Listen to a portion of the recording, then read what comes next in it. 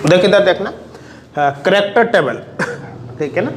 देखो character table क्या होती है और इसका बेसिक रिप्रेजेंटेशन क्या है, ठीक है ना।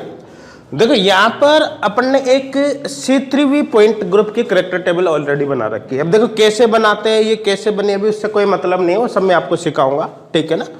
अभी यहाँ पर इसको बनाने का मेरा केवल एक एम है कि मुझे ये बताना है कि करेक्टर टेबल का जो बेसिक रिप्रेजेंटेशन होता है उसमें कौन कौन से पार्ट होते हैं, ठीक है ना।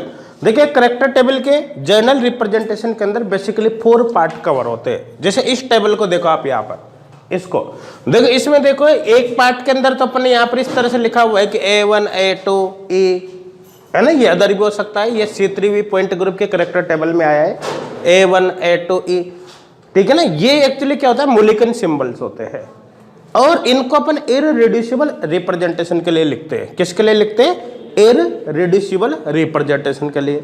तो देखो करेक्टर टेबल का जो पार्ट फर्स्ट है वो actually Mulliken symbol and irreducible representation को रिप्रेजेंट करता है, ठीक है ना। फिर देखो ये जो यहां से यहां तक है ना, ये पार्ट पूरा, ये पार्ट सेकंड है करेक्टर टेबल का। जो करेक्टर टेबल का पार्ट सेकंड है ये actually characters of irreducible representation कहलाता है। ये बीच में लिखा हुआ है ना 1 1 1 1 1 -1 2 -1 0, ये क्या होते हैं, करेक्टर्स होते हैं किसके, इररिड्यूसिबल रिप्रेजेंटेशन का, ये पार्ट सेकंड है। और देखो ये जो है लीनियर एंड रोटेशन यहाँ पर लिखा हुआ है, जिसमें लिखा है Z R Z X Y R X R Y, इस तरह से एक्चुअली पार्ट सेकंड होता है करेक्टर टेबल का, ठीक है ना। इसके अंदर actually linear coordinates and rotations आते हैं। अबे कैसे फिल करते हैं वो सब कुछ अपन देखेंगे, एक एक चीज के बारे में बात करेंगे, ठीक है ना। और ये जो यहाँ पे लिखा हुआ है क्वाड्रेटिक, इसके नीचे लिखा हुआ है ना x² + y² z², यहाँ पर कुछ भी नहीं छूट रहा है, ठीक है ना। यहाँ पर x² - y² x² y² xy xz yz actually quadratic functions कहलाता है। ये इनको बोलते हैं डबल कोऑर्डिनेट्स, समझ में आ रहा है ना। ये करेक्टर टेबल का पार्ट 4 होता है। तो एक करेक्टर टेबल के अंदर बेसिक कितने पार्ट होते हैं, जनरली 4 पार्ट होते हैं, समझ में आ रहा है ना। तो देख सबसे पहले तो आप हेडिंग डालना यहाँ पर, basic representation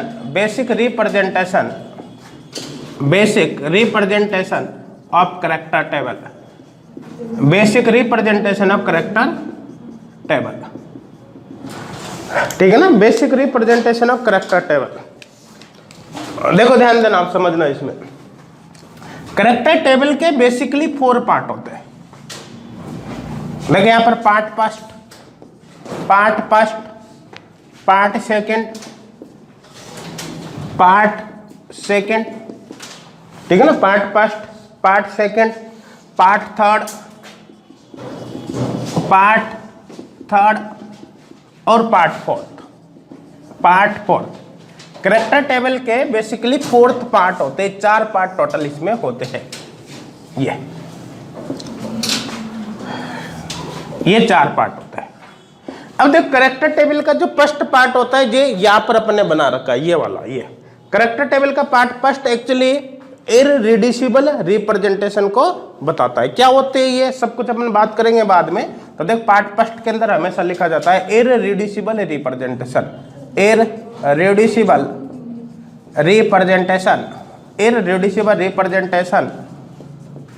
and Mulliken symbol, irreducible representation and Mulliken symbol से किसमें आता है, पार्ट फर्स्ट के अंदर आता है। देख करेक्टर टेबल का जो पार्ट सेकंड इसके अंतर्गत आता है, देखो करेक्टर्स ऑफ इररिड्यूसिबल रिप्रेजेंटेशन, ये यहां तक जो लिखा हुआ है ना, ये पूरा पार्ट सेकंड है। देखिए इसमें एक तो क्लासेज आती है, ये क्लासेज है, जैसे C3 पॉइंट ग्रुप के अपने 3 क्लास देखी थी। देखो एक क्लास के अंदर तो केवल आइडेंटिटी थी, सेकंड क्लास के अंदर C3 1 C3 2, ये दोनों को मिलाकर 2 C3 लिखा है यहाँ पर, ठीक है ना। थर्ड क्लास के अंदर 3 सिग्मा V, मतलब 3 जो वर्टिकल प्लेन थे वो आ रहे थे। तो ये एक्चुअली कि क्लासेज है ये। तो ये क्या है, ये जो लिखे हुए ये तो करेक्टर्स है, करेक्टर्स ऑफ इररिड्यूसिबल रिप्रेजेंटेशन, और ये ऊपर लिखी हुई है ना ये क्लासेज है। तो इसका मतलब पार्ट सेकंड के अंदर क्या आता है, उसमें आता है classes and characters of irreducible representation. तो देखिए पार्ट सेकंड, इसके अंदर आता है classes and characters of irreducible representation, irreducible representation है ना। आप चाहो तो पूरा लिख लेना, IRREPS, इररेड्यूसिबल रिप्रेजेंटेशन ये होता है। समझ में आ रहा है। ये हो गया करेक्टर टेबल का भाई पार्ट सेकंड। अब बात करें अपन पार्ट थर्ड की। देख करेक्टर टेबल का पार्ट थर्ड ये होता है, ये वाला जहां पर लिखा है ना अपन लीनियर एंड रोटेशन, जिसमें लिखा है ZR, यहाँ पर XY, यहाँ पर लिखा हुआ है RX RY। समझ में आ रहा है। इनका क्या मतलब होता है सब पढ़ेंगे अपन आगे। तो देखो ये है पार्ट थर्ड। पार्ट थर्ड के अंदर आता है linear coordinates, linear coordinates, linear coordinates, linear coordinates and rotations, and rotations. अब देखो लीनियर कोऑर्डिनेट से मतलब तो हो गया, जैसे अपन बात करें यहाँ पर x y z, ये तो क्या हो गया लीनियर कोऑर्डिनेट्स। समझ में आ रहा है ना, ये तो हो गए लीनियर कोऑर्डिनेट्स है ना। यही पर लिख देता हूं मैं साथ में, linear coordinates like x y z and rotations, rotations ठीक है ना। देखो रोटेशंस की बात करें तो यहाँ पर जैसे RX RY, अब इनका क्या मतलब है सब बात करेंगे अपन, RZ ये होता है ठीक है ना। इसी तरह से बात करें पार्ट थर्ड, पार्ट फोर्थ। देखो पार्ट फोर्थ जो होता है करेक्टर टेबल का वो ये वाला है। इसके अंदर क्वाड्रेटिक फंक्शन या फिर डबल कोऑर्डिनेट्स आते हैं। समझ में आ रहा है ना। तो देखो यहाँ पर है quadratic function, quadratic function, quadratic functions या फिर डबल कोऑर्डिनेट्स अपन बोल सकते हैं, और double coordinates, double coordinates, quadratic function और डबल कोऑर्डिनेट्स, ये डबल कोऑर्डिनेट्स। समझ में आ रहा है ना। देखो यहाँ पर जैसे अपन देख सकते हैं एग्जांपल, जैसे यहाँ पर आ गया XY ठीक है ना, YZ XZ, समझ में आ रहा है, X² Y² ठीक है। और भी हो सकता है जैसे X² Y² Z² etcetera etcetera. देखो ये पीरियोडिक टेबल के टोटल 4th पार्ट होता है। ये इसका एक जर्नल रिप्रेजेंटेशन अपन ने यहाँ पर बनाया है। कोई भी कंप्लीट जो पीरियड करेक्टर टेबल होते हैं वो इन चारों पार्ट से मिलकर बनी हुई होती है। अगर अपन ने केवल कहीं पर इस तरह से रिप्रेजेंट कर रखा है केवल इतना सा, तो इसका मतलब वो करेक्टर टेबल इनकम्प्लीट है, कंप्लीट नहीं है। कंप्लीट करेक्टर टेबल में लीनियर कोऑर्डिनेट्स एंड रोटेशन भी आता है और क्वाड्रेटिक फंक्शन भी आते हैं। समझ में आ रहा है यहाँ तक, कोई डाउट है क्या। अब देखो यहाँ पर जो अपन ने लिखा है, देखो ये तो सब जानते हैं वो XYZ क्या होते हैं, और ये भी कोऑर्डिनेट्स है, डबल कोऑर्डिनेट्स है। यहाँ पर दो को मिला रखा है। समझ में आ रहा है ना। देखो RX RY RZ, इसका मतलब मैं लिख देता हूँ। देखो RX RY और RZ, देखो ये है rotation along the X Y and Z axis. तो देखो ये होता है rotation, rotation along the X Y and Z axis, rotation along the X Y and Z axis. तो मेरे हिसाब से ये तो क्लियर हो गया होगा कि करेक्टर टेबल में हमें क्या क्या देखना है। एक करेक्टर टेबल जब भी आप बनाओगे आपको हमेशा चारों पार्ट को कंप्लीट करना पड़ेगा। देखो यहाँ पर अपन करेक्टर टेबल को इसके कंस्ट्रक्शन के कंप्लीट रूल पढ़ेंगे कि एक करेक्टर टेबल को आप कैसे बनाओगे, ठीक है ना। जब भी अपन करेक्टर टेबल को बनाने की बात करेंगे हमेशा उसका पार्ट सेकंड सबसे पहले कंप्लीट किया जाता है। सबसे पहले कौन सा पार्ट कंप्लीट होता है, पार्ट सेकंड, जिसमें क्या आता है classes and characters of irreducible representation. देखो पार्ट सेकंड के बेसिस पर ही पार्ट फर्स्ट बनता है। पार्ट सेकंड के बेसिस पर ही क्या बनता है, पार्ट फर्स्ट बनता है, ठीक है ना। और इन्हीं के आधार पर अपन लीनियर कोऑर्डिनेट से डिसाइड करेंगे, रोटेशन से डिसाइड करेंगे, और इन्हीं करेक्टर्स के आधार पर क्वाड्रेटिक फंक्शन भी डिसाइड होते हैं। समझ में आ रहा है ना।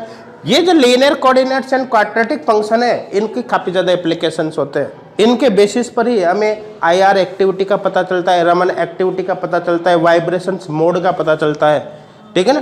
ट्रांजिशंस का पता चलता है कि कौन से ट्रांजिशन अलाउड होंगे, कौन से फॉरबिडन होंगे। सब कुछ किसके बेसिस पर पता चलता है, ये जो दो पार्ट है थर्ड एंड फोर्थ। तो एक करेक्टर टेबल देखा जाए तो काफी ज्यादा इंपॉर्टेंट होती है, बहुत ही ज्यादा इंपॉर्टेंट होती है। क्लियर है नहीं? यहाँ तक नोट करो आप पहले इसको। कर लेने यहाँ तक सबने? कोई डाउट है क्या किसी को इसमें? नहीं है ना? तो करेक्टर टेबल के 4 पार्ट होते हैं, अपने इनको 1 बाय 1 देखेंगे। आप एक कंप्लीट करेक्टर टेबल किस प्रकार से बनाओगे, और बाद में एप्लीकेशंस भी देखेंगे, इसका क्या एप्लीकेशंस होते हैं, और अपने क्वेश्चंस जो नेट और गेट के हैं वो यहाँ से किस प्रकार से आपको सोल्व करना है ना, वो सब कुछ अपन देखेंगे। ये लिख लिया ना कंप्लीट? किसी को कोई डाउट तो नहीं यहाँ तक? देखो हेडिंग डालना कंस्ट्रक्शन ऑफ करेक्टर टेबल। देखो construction of character table, construction of character table. देखो करेक्टर टेबल आप किस प्रकार से बनाओगे, इसके रूल्स क्या है। देखो यहां पर लिखना रूल्स। देखिए करेक्टर टेबल बनाने के क्या क्या रूल्स है, आप किस प्रकार से इनको बनाओगे, ठीक है ना। देखो ध्यान देना, सबसे पहले बात तो कि यहाँ पर जो अपने ऑलरेडी बना रखी एक C3 पॉइंट ग्रुप की करेक्टर टेबल, ठीक है ना। ये करेक्टर टेबल इन रूल्स को, जो भी यहाँ पर मैं रूल्स लिखूंगा, इनको समझने के पर्पज से मैंने बनाई है। इसके द्वारा अपन सारे रूल्स को समझेंगे और फिर उन्हीं रूल्स को अप्लाई करते हुए वापस करेक्टर टेबल को बनाएंगे। समझ में आ रहा है ना? तो उस कंडीशन में क्या है, आपके लिए सब कुछ बहुत ही ईजी हो जाएगा अप्लाई करना, ठीक है ना। तो देखो ध्यान देना, सबसे पहला रूल, सबसे फर्स्ट रूल, देखो ध्यान देना, देखो number of irreducible representation, number of irreducible representation is equal number of classes, number of classes, number of classes, ठीक है। Number of irreducible representation is equal number of classes. Irreducible representation की संख्या हमेशा किसके बराबर होती है? नंबर ऑफ क्लासेज के बराबर। अब देखो एग्जांपल यहां पर देखते पर, देखो एग्जांपल जैसे C3V पॉइंट ग्रुप, ठीक है ना। देखो C3V पॉइंट ग्रुप में इररिड्यूसिबल रिप्रेजेंटेशन कितने? 1, तो ये है ना, ये पूरे यहां लिखे वो इररिड्यूसिबल रिप्रेजेंटेशन है, ठीक है ना। कितने? 1 2 3। क्लासेज कितने हैं? 1 2 3। तो देखो यहां पर 3 इररिड्यूसिबल रिप्रेजेंटेशन और क्लासेज भी कितने आ रही है? 3 आ रही है। बराबर हो रही है नहीं हो रही है? हो रही है ना। तो इसका मतलब C3 पॉइंट ग्रुप के लिए हो गया भाई number of classes, number of classes, number of classes equal कितने है? 3।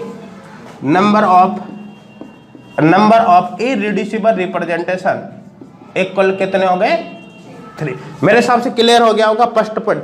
कोई सी भी करेक्टर टेबल हो किसी भी पॉइंट ग्रुप की, करेक्टर टेबल की जितनी क्लासेज होती है उसमें पॉइंट ग्रुप की उतने ही इररिड्यूसिबल रिप्रेजेंटेशन बनते हैं। जितनी क्लासेज होगी उतने ही क्या बनेंगे? Irreducible representation. किसी पॉइंट ग्रुप की क्लासेज कैसे डिसाइड करोगे, वो ऑलरेडी अपन ने पढ़ रखा है। कहने का मतलब आपको पता चल गया कि इस पॉइंट ग्रुप की इतनी क्लासेज है, तो इसका मतलब इसके इतने इररिड्यूसिबल, उतने ही इररिड्यूसिबल रिप्रेजेंटेशन बनेंगे। C3 पॉइंट ग्रुप में कितनी क्लासेज बनी? 3। तो इसके इररिड्यूसिबल रिप्रेजेंटेशन कितने हैं? 3। जैसे अपन बात करते हैं C2V point group, C2V point group की क्लासेज अपन ने डिसाइड करी कितने आ रही है? 4 आ रही है ना। तो देखो C2V पॉइंट ग्रुप, देखो वहां पर अपन देखा number of classes, number of classes कितनी है? 4 है। तो C2V पॉइंट ग्रुप के लिए 100% जो इररिड्यूसिबल रिप्रेजेंटेशन आएंगे वो भी कितने आएंगे? 4 आएंगे। तो देखो number of irreducible representation equal कितने आएंगे? वहां पर 4 आएंगे। मेरे हिसाब से क्लियर हो गया होगा। तो यहां पर देखो ये तो क्लासेज है, कितनी क्लास? 3। इररिड्यूसिबल रिप्रेजेंटेशन कितने हैं? 1 2 3। तो देखो आप केवल इस पार्ट पर फोकस करो, ये जो बता रखा है ना, ये देखो एक स्क्वायर मैट्रिक्स है, यानी देखो यहां पर 1 2 3 कॉलम बन रहे हैं। 1 2 3 रो कितनी? 1 2 3 कॉलम 3 रो। इसका मतलब square matrix. Character table always एक स्क्वायर मैट्रिक्स होती है, ये बात मैं पहले भी आपको बता चुका हूं, ठीक है ना। इसका मतलब क्या हुआ? So character table is a square matrix of characters of irreducible representation. Character table irreducible representations के करेक्टर्स की एक स्क्वायर मैट्रिक्स है, ठीक है ना। Character table is a square matrix of characters of irreducible representation, है ना। Matrix of characters of irreducible representation है। इसमें किसी को कोई डाउट है क्या? पहला पॉइंट क्लियर हो गया होगा। देखो रोल नंबर सेकंड 1 2 3 डाल देता हूं यहाँ पर। रोल नंबर सेकंड, किसी भी पॉइंट ग्रुप की करेक्टर टेबल जब आप बनाओगे ना, तो हमेशा एक बात ध्यान देना कि इसमें एक इररिड्यूसिबल रिप्रेजेंटेशन ऐसा होता है करेक्टर टेबल में जिसमें हमेशा 1 1 1 आता है। अब इतना ये नहीं कि 1 1 1 3 बार आएगा, ऐसा नहीं है। वो तो डिपेंड करता है कि क्लासेज कितनी है। जैसे मान लो क्लास ही एक ही है तो केवल एक आ गया। ये क्लास 2 है, किसी पॉइंट ग्रुप की क्लास 2 है तो ये आएगा 1 1। किसी पॉइंट ग्रुप की क्लासेज 3 है जैसे यहाँ पर आ रहा है तो 1 1 1। किसी पॉइंट ग्रुप की सपोज करो क्लासेज 5 है तो 1 1 1 1 1 ऐसे आएगा। तो 100% करेक्टर टेबल में एक इररिड्यूसिबल रिप्रेजेंटेशन ऐसा होता है जिसमें केवल 1 1 1 1 इसलिए आता है, माइनस भी नहीं आता, केवल प्लस आता है। ऐसे इररिड्यूसिबल रिप्रेजेंटेशन को कहते हैं टोटली सिमेट्रिक इररिड्यूसिबल रिप्रेजेंटेशन। करने का मतलब each character table 1 totally symmetric irreducible representation से संबंधित होती है। समझ में आ रहा है ना? तो देखो नेक्स्ट पॉइंट लिखना, each point group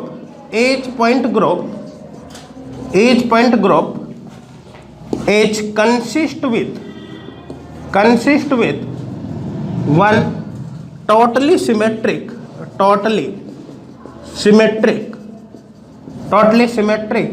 irreducible representation। अब टोटली सिमेट्रिक का मतलब आपको समझ में आई क्या? टोटली सिमेट्रिक का मतलब क्या है कि 100% उनमें 1 1 1 1 इस तरह से होगा। समझ में आ रहा है ना? एग्जाम्पल यहाँ पर ले ले, जैसे A1। देखो टोटली सिमेट्रिक इररिड्यूसिबल रिप्रेजेंटेशन को हमेशा किससे रिप्रेजेंट करते हैं? A1 से। मतलब प्रत्येक करेक्टर टेबल में A1 तो होगा ही होगा, कुल मिलाकर ये है। समझ में आ रहा है ना? तो देखो A1 इक्वल 1 1 1 है ना, for C3V point group. C3V point group के लिए ये है। देखो A1 इक्वल 1 1 1 1 ये आएगा फॉर C2V पॉइंट ग्रुप। यहाँ पर देखो C2V पॉइंट ग्रुप के लिए 4 बार लिखा है 1 1 1 1। क्यों लिखा है? क्योंकि C2V पॉइंट ग्रुप में क्लासेज 4 है, इसलिए 4 टाइम्स आया। C3V पॉइंट ग्रुप में क्लासेज 3 है, इसलिए 3 टाइम्स यहाँ पर 3 बार यहाँ पर हमने लिखा है। मेरे हिसाब से ये क्लियर हो गया होगा। कोई डाउट है किसमें? ठीक है ना? तो रोल नंबर सेकंड क्लियर हो गया। देखो नेक्स्ट है रोल नंबर थर्ड। देखो रोल नंबर थर्ड क्या है, इधर देख लो, लिख लेना बाद में।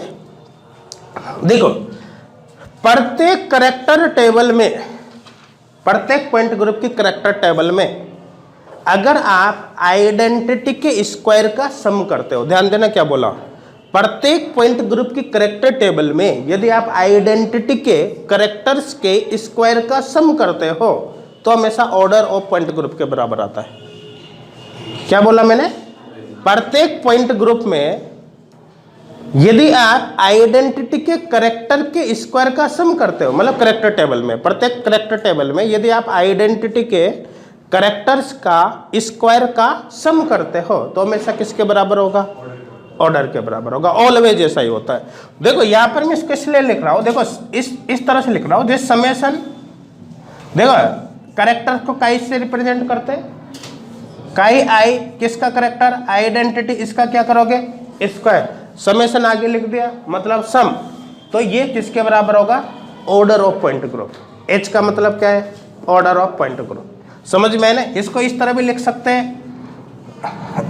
अच्छा ये कहाँ तक चलेगा? या जितने इररिड्यूसिबल रिप्रेजेंटेशन है वो, ठीक है ना? इसको ऐसे लिख सकते हैं।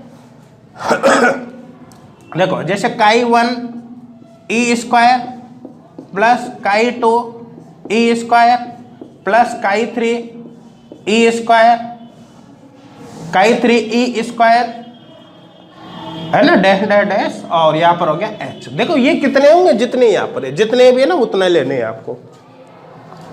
एक एग्जाम्पल, इस एग्जाम्पल के थ्रू समझते हैं अपन इसको। देखो एग्जाम्पल जैसे अपन इसी की बात कर ले, देखो फॉर C3V पॉइंट ग्रुप, देखो C3V पॉइंट ग्रुप के लिए ऑर्डर ऑफ पॉइंट ग्रुप क्या है, C3V CNV 2n, ठीक है ना। फॉर C3V पॉइंट ग्रुप देखो H इक्वल टू n हो गया ना, 2 इंटू n की वैल्यू यहाँ पर कितने 3 है ना 6, ये क्या है ऑर्डर ऑफ पॉइंट ग्रुप।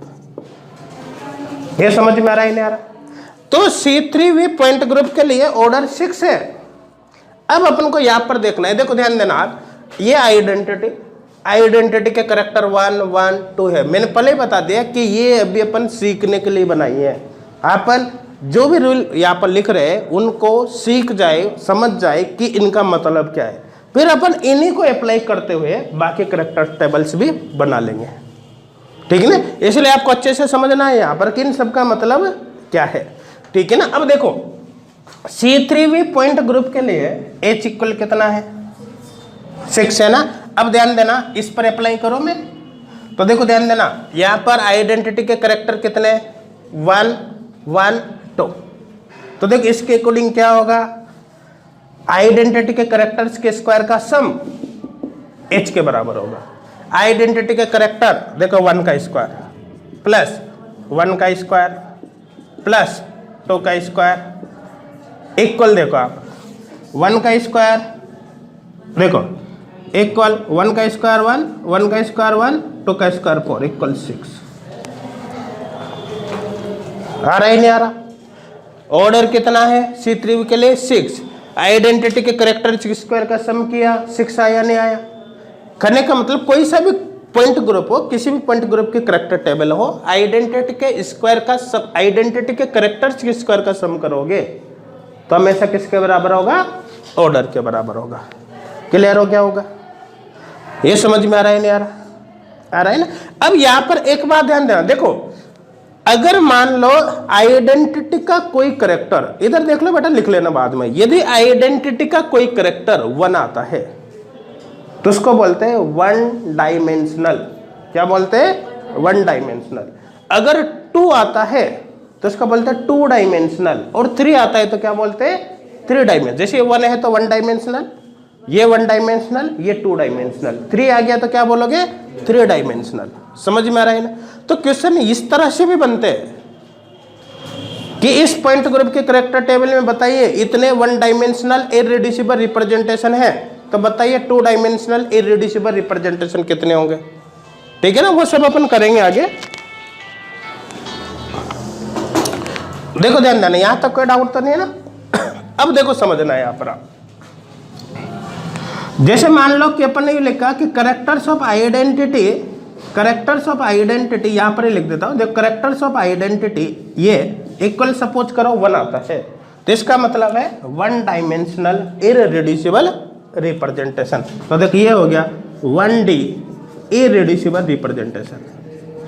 अगर मान लो करेक्टर्स ऑफ आइडेंटिटी सपोज करो 2 आ जाता है, तो इसका मतलब 2D irreducible representation, 2D irreducible representation. और यदि करेक्टर्स ऑफ आइडेंटिटी इक्वल मान लो 3 आ जाता है तो इसको बोलोगे आप 3D इररिड्यूसिबल रिप्रेजेंटेशन। अभी जैसे अपन बात कर रहे हैं किसके, C3V पॉइंट ग्रुप के, मतलब C3V के करेक्टर टेबल के, तो C3V के करेक्टर टेबल में देखो 1 डायमेंशनल इररिड्यूसिबल रिप्रेजेंटेशन कितने हैं 2 है, क्योंकि देखो यहाँ पर आइडेंटिटी का करेक्टर 1 है, यहाँ पर 1 है, तो ये हो गया 1D। यहाँ पर कितना है 2 है, इसका मतलब है ये इररिड्यूसिबल रिप्रेजेंटेशन होगा, ये वाला, ये कौन सा है 2 डायमेंशनल है। समझ में आ रहा है नहीं यहाँ तक? ठीक है, इसको नोट करो। देखो कर ले सबने, हो गया यहाँ तक, ठीक है ना।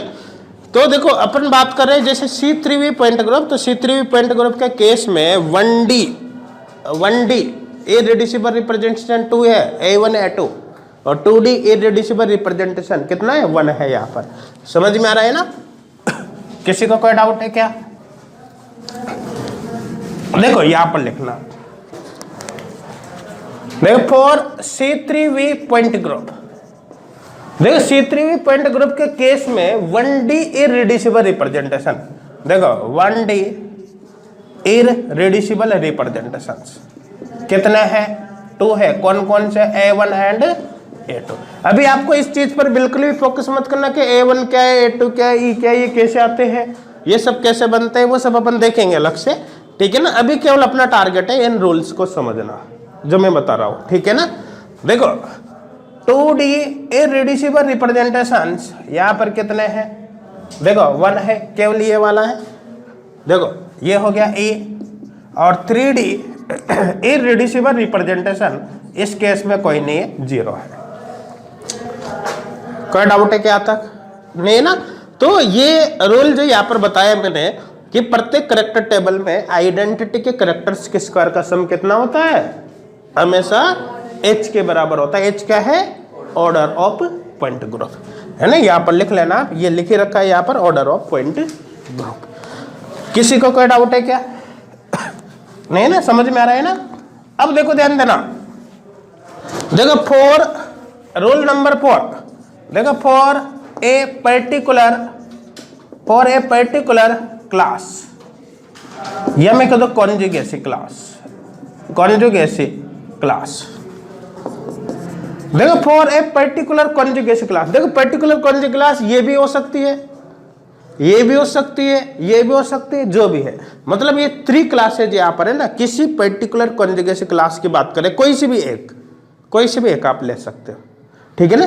इस क्लास के लिए देखो क्या फॉलो करना है आपको, ध्यान देना। देखो यहां पर आपको ये फॉलो करना है, समेशन देखो ni characters are square equal h। इसका मतलब समझ में आ रहा है? देखो इसको मैं ऐसे भी लिख देता हूं, जैसे यहां पर हो गया n1 और यहां पर हो गया x1 r square plus n2 x2 r square plus ये सब होगा h के बराबर। देखिए इसका क्या मतलब है, ध्यान देना, आप समझना। देखो यहां पर जो आगे अपन ने ni लिखा है ना, ni इसका क्या मतलब है? देखिए इसका मतलब है group element in a particular class. जिस क्लास की आप बात कर रहे हो ना, उस क्लास में कितने ग्रुप एलिमेंट है? तो देखो ग्रुप एलिमेंट इन ए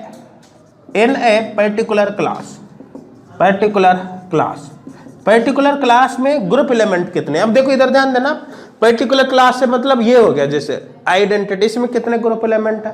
केवल 1 ही है आइडेंटिटी। इसका मतलब इसके लिए यहां पर 1 आएगा। समझ में आ रहा है नहीं आ रहा? ठीक है, अभी मत लिखना, आप इसको रन देना। ये समझ में आ रहा है नहीं आ रहा? ठीक है ना। अब देखो अभी मत लिखना, उसको चेंज करूंगा ना। देखो इसके बात करो, इसमें ग्रुप एलिमेंट कितने हैं? 2 है। इसके बात करो, इसमें कितने हैं? 3 है। तो देखो जब अपन एक क्लास की बात कर रहे हैं ना पूरी इसके, तो इसके लिए तो ग्रुप एलिमेंट सेम ही होंगे ना भाई। इस पूरी क्लास में एक ही ग्रुप एलिमेंट है, इसके अंदर 2 है, इसके अंदर 3 है। तो मैं कहूंगा कि यहाँ पर अपन जो बात कर रहे हैं ना, उस केस में क्या हो रहा है कि n1 n2 और या n3 वगैरह सब बराबर हो गए, क्योंकि तो सेम है ना बेटा, ठीक है ना। तो इसके लिए मैं डायरेक्ट में ऐसे लिख देता हूँ, यहाँ पर इसको यहाँ से बाहर रख देता हूँ। देखो ये समेशन फिर कॉमन लेकर बाहर निकाल दो, और ये हो गया ni और ये हो गया ग्रुप एलिमेंट्स। देखो अब इसको मैं ऐसे लिख सकता हूँ, ध्यान देना, जैसे ni, ठीक है ना, और यहाँ पर लिख दिया जैसे character 1 r square plus character 2 r square plus character 3 r square, और यहाँ पर हो गया प्लस ये चलेगा यहाँ तक इक्वल h। अब देखो इसका मतलब क्या है, जैसे एक पर्टिकुलर क्लास पर आप इसको अप्लाई कर लो। पर्टिकुलर क्लास ये आइडेंटिटी वाली भी हो सकती है, ये भी हो सकती है, ये भी हो सकती है। आइडेंटिटी वाले अपन ने ऑलरेडी लिख दिया यहाँ पर। देखो यहाँ पर एक्चुअली क्या है, आइडेंटिटी की जो क्लास होती है उसमें तो हमेशा एक ही ग्रुप एलिमेंट होता है, इसलिए अपन ने यहाँ पर डायरेक्ट ही लिख दिया करेक्टर स्क्वायर का सम, क्योंकि अपन को पता है कि यहाँ पर तो क्या आएगा, 1 आएगा भाई। अगर अपन कौन सी क्लास लेते ये, तो इस क्लास में कितने ग्रुप एलिमेंट है? 1 ग्रुप एलिमेंट लिखते हैं। यहाँ पर इसके स्थान पर कितना आएगा? 1। जैसे ही 1 रखोगे तो बाकी तो भाई हो गया ना, यही तो बचा। और ये यहाँ पर लिख रहा है नहीं लिख रहा, देखो आर के स्थान पर आइडेंटिटी आ जाएगा। समझ में आ रहा है ना? इसलिए ये पॉइंट एक तरह से कवर हो चुका था पहले, ठीक है ना। मैं इससे अप्लाई कर दूं सीधा, तो जैसे अपन बात करते हैं, देखो एग्जांपल, देखो फॉर 2C3, ठीक है ना, क्लास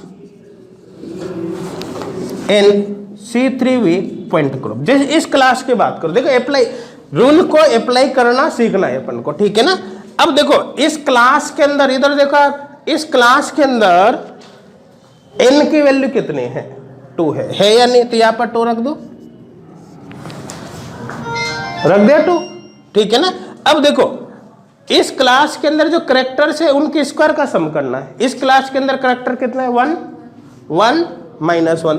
तो देखो यहां पर रखो आप 1 का स्क्वायर करोगे, प्लस फिर क्या है 1, इसका भी स्क्वायर करोगे, फिर क्या है -1 का भी स्क्वायर करोगे, हो गया खत्म। जितने सब लेना है, क्विक समेशन लिखा है ना यहाँ पर, ठीक है ना। अब देखो इसको सोल्व करेंगे तो क्या आएगा, ध्यान देना। देखो 1 का स्क्वायर 1, 1 का स्क्वायर 1, -1 का स्क्वायर भी 1 होगा। तो कुल मिलाकर यहाँ पर हो गया 2, और यहाँ पर हो गया 1 + 1 + 1, और यहाँ पर कुल मिलाकर यहाँ पर हो गया 2 × 3 = 6। मेरे हिसाब से क्लियर हो गया होगा आपको क्या करना है। कोई डाउट है क्या? नहीं समझ में आ रहा है सबको? ठीक है ना। किसी भी क्लास पर आप इसको अप्लाई कर सकते हो, अप्लाई हो जाएगा। ये कर रखा है क्या? कर रखा है। देखो बाकी भी अपन देख लेते हैं, भी और भी देख लेते हैं। हाँ इधर देखो सभी,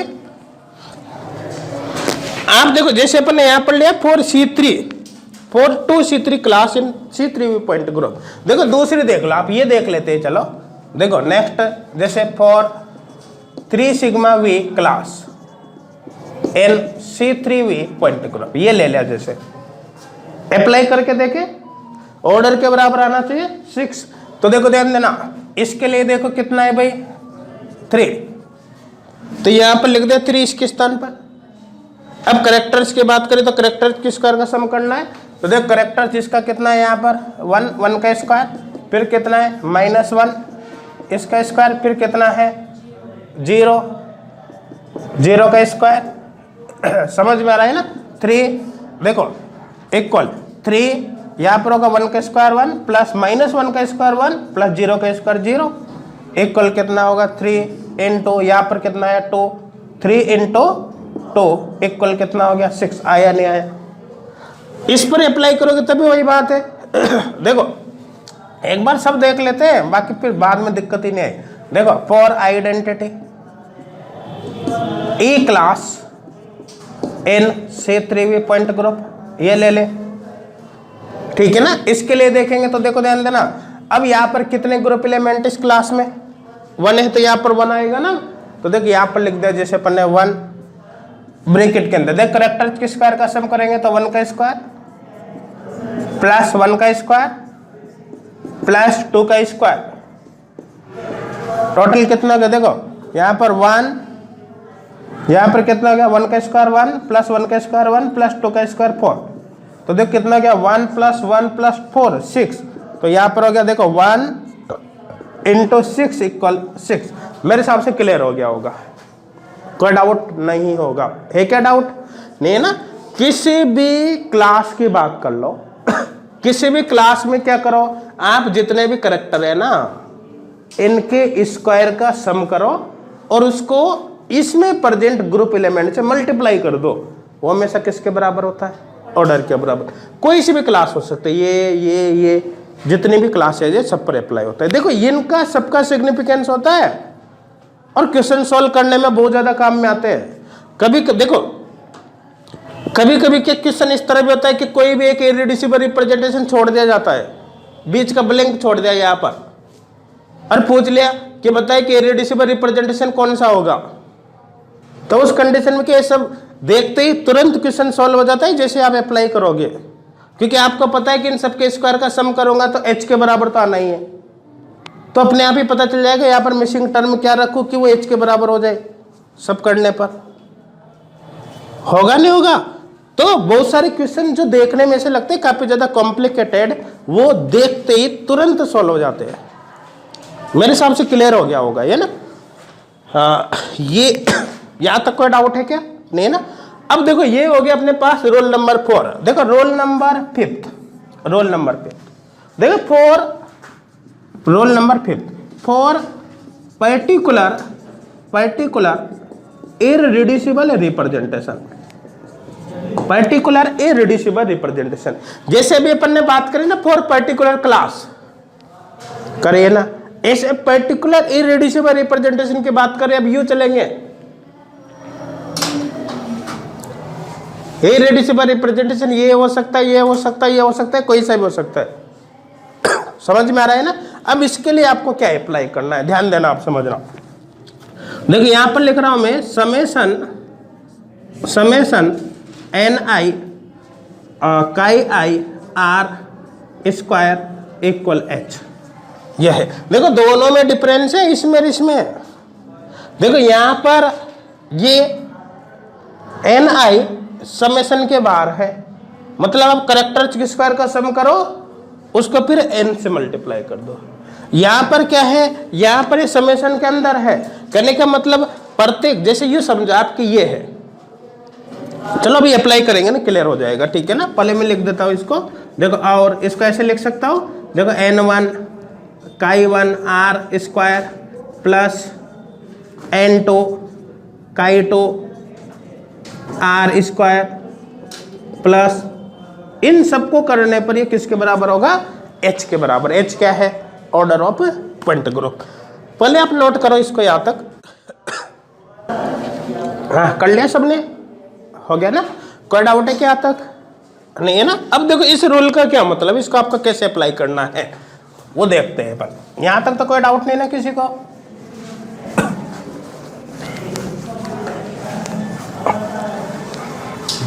देखो इधर देखना सभी, इस रूल को अप्लाई करना है। देखो ये रूल किसके लिए? Particular irreducible representation. Particular irreducible representation ये हो सकता है, ये हो सकता है, ये हो सकता है। C3V की बात करें, अदर पॉइंट ग्रुप है तो उसका जो है वो होगा। समझ में आ रहा है ना? इसकी बात कर लेते हैं अपन, ठीक है ना। एग्जाम्पल देखो for C3V point group, C3V point group में अप्लाई करके देख ले। देखो फर्स्ट केस लेता हूं, देखो फॉर A1 इररिड्यूसिबल रिप्रेजेंटेशन। सबसे पहले मैं इस पर अप्लाई करता हूं, ठीक है ना। किसको अप्लाई करना है? इस रूल को। तो देखो ध्यान देना, समझना। N1, N क्या है? N अपन पहले बता चुके, ये क्या है? Number of group element in a particular class. समझ में आ रहा है ना? चाहो तो फिर भी लिख लेना दोबारा। N का मतलब यहां लिख देता हूं, क्या है? यहां पर लिख देता हूं NI मतलब number of group element in a particular class. Particular class में present number of group element है। अब देखो समझना, आप इसको अप्लाई कर रहा हूं मैं A1 पर। तो देखो ध्यान देना, इधर देखो आप N1 यहां से शुरू करना है, सबसे पहले आइडेंटिटी वाला, फिर ये आप अप्लाई कर रहे हो इस पर।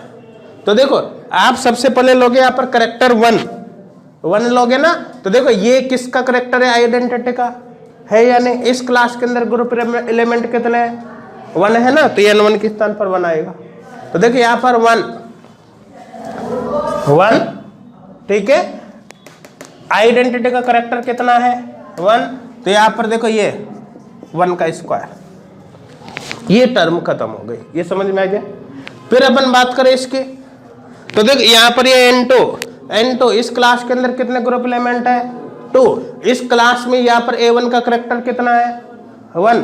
तो यहाँ पर होगा 2 N2 करेक्टर कितना है? 1 है, 1 का स्क्वायर। फिर देखो और क्लास है ना भी, तो ये क्लास ये हो गया, यहाँ पर आपका N3 आगे भी चलेगा नहीं तो देखो N3 के स्थान पर कितना? 3 आएगा। तो यहाँ पर हो गया 3। A1 के लिए इस क्लास में करेक्टर कितना है? 1। तो यहाँ पर होगा भाई 1 का स्क्वायर। समझ में आ रहा है नहीं आ रहा? देखो ध्यान देना, ये हो गया। आगे सोल्व करेंगे, 1 का स्क्वायर 1 × 1 1 प्लस 1 का स्क्वायर 1, 1 इंटू 2 इक्वल 2 प्लस 1 का स्क्वायर 1, 1 इंटू 3 इक्वल 3, जोड़ के देखो 1 plus 2 plus 3 6। 6 C3 point group का ऑर्डर है या नहीं? आ गया? किसी दूसरे पर अप्लाई कर लो, A2 पर करके देखे।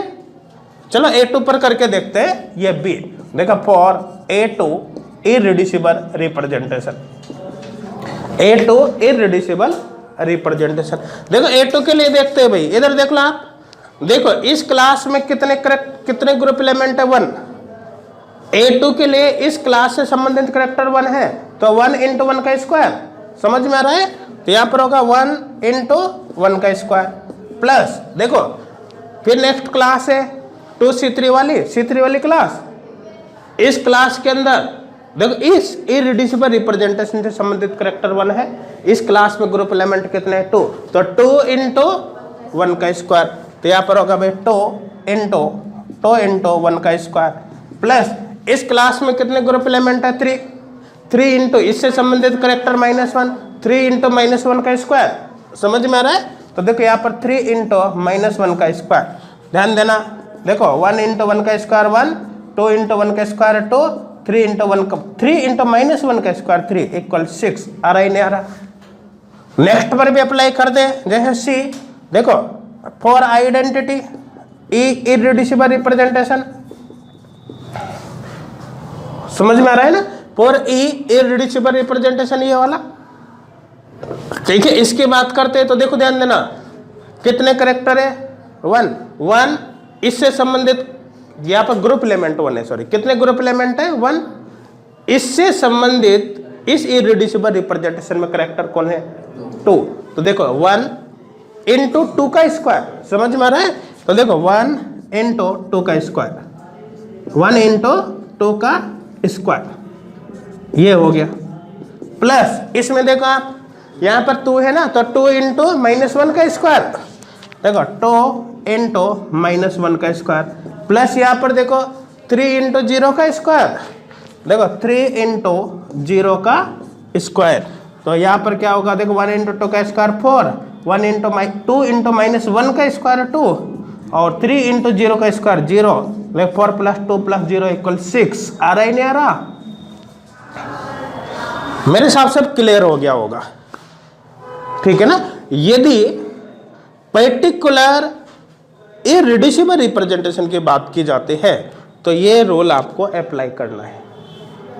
अब यूं समझो आप, जैसे मान लो अपन ने A2 के यहाँ पर इसकी बात करी, अब मान के चलो सपोज करो यहाँ पर आपको दे दे और यहाँ पर दे दे और यहाँ पर मिसिंग छोड़ दी, मतलब टर्म छोड़ दी कुछ भी, और आपसे पूछ लिया यहाँ पर क्या होगा, तो आप नहीं बता सकते, क्योंकि अपन को पता है कि अपन करेंगे। देखो 1 इंटू 2 का स्क्वायर, फिर प्लस 2 इंटू यहाँ पर टर्म छोड़ दिया x मान लिया, 2 इंटू एक्स का स्क्वायर प्लस यहाँ पर 3 इंटू 0 का स्क्वायर इक्वल अपन को पता है 6, तो अपने आप ही पता चल जाएगा x क्या होगा।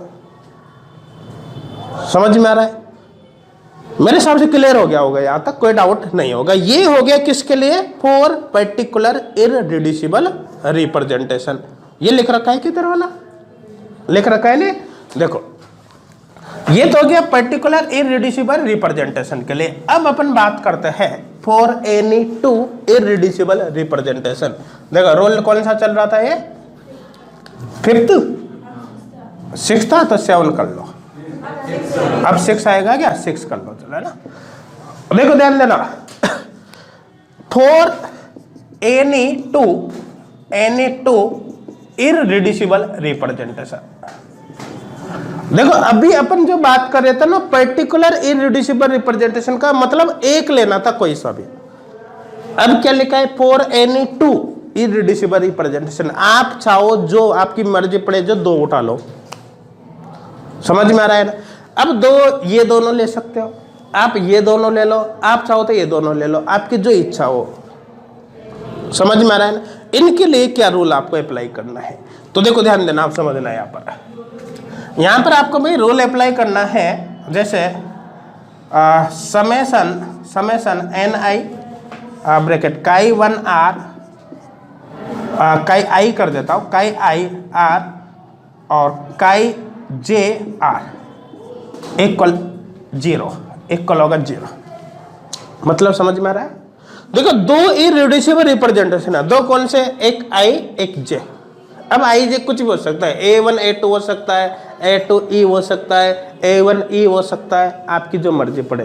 ये C3 पॉइंट ग्रुप के लिए अदर होता है, उसके अकॉर्डिंग देख लो। कोई से भी दो irreducible representation I and J। एक करेक्टर उठाना है आपको एक इररिड्यूसिबल रिप्रेजेंटेशन का, जैसे मान लो इसका ले लिया 1, इसका, फिर दूसरा लेना है दूसरे का, हो गया ना। एक तो करेक्टर लेना है ith इररिड्यूसिबल रिप्रेजेंटेशन, एक करेक्टर लेना है jth इररिड्यूसिबल रिप्रेजेंटेशन। और देखो दोनों का करेक्टर सेम क्लास का लेना है, जैसे इसका, फिर इस पर अप्लाई करोगे, फिर इस पर। आगे जो लिखा हुआ है ni वो पर्टिकुलर क्लास में प्रेजेंट ग्रुप एलिमेंट है। ni क्या है, ग्रुप एलिमेंट। तो देखो ये हो गया ग्रुप एलिमेंट। अभी अप्लाई करेंगे सब क्लियर हो जाएगा। Group element in a particular class, देखो यहां पर ये हो गया, देखो characters of ith irreducible representation, ठीक है ना। देखो character of ith irreducible representation. देखो ये हो गया character of jth irreducible representation. The character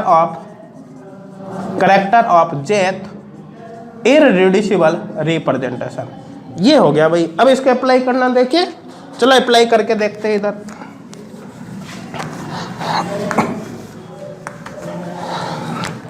देखो, इधर देखना आप सभी,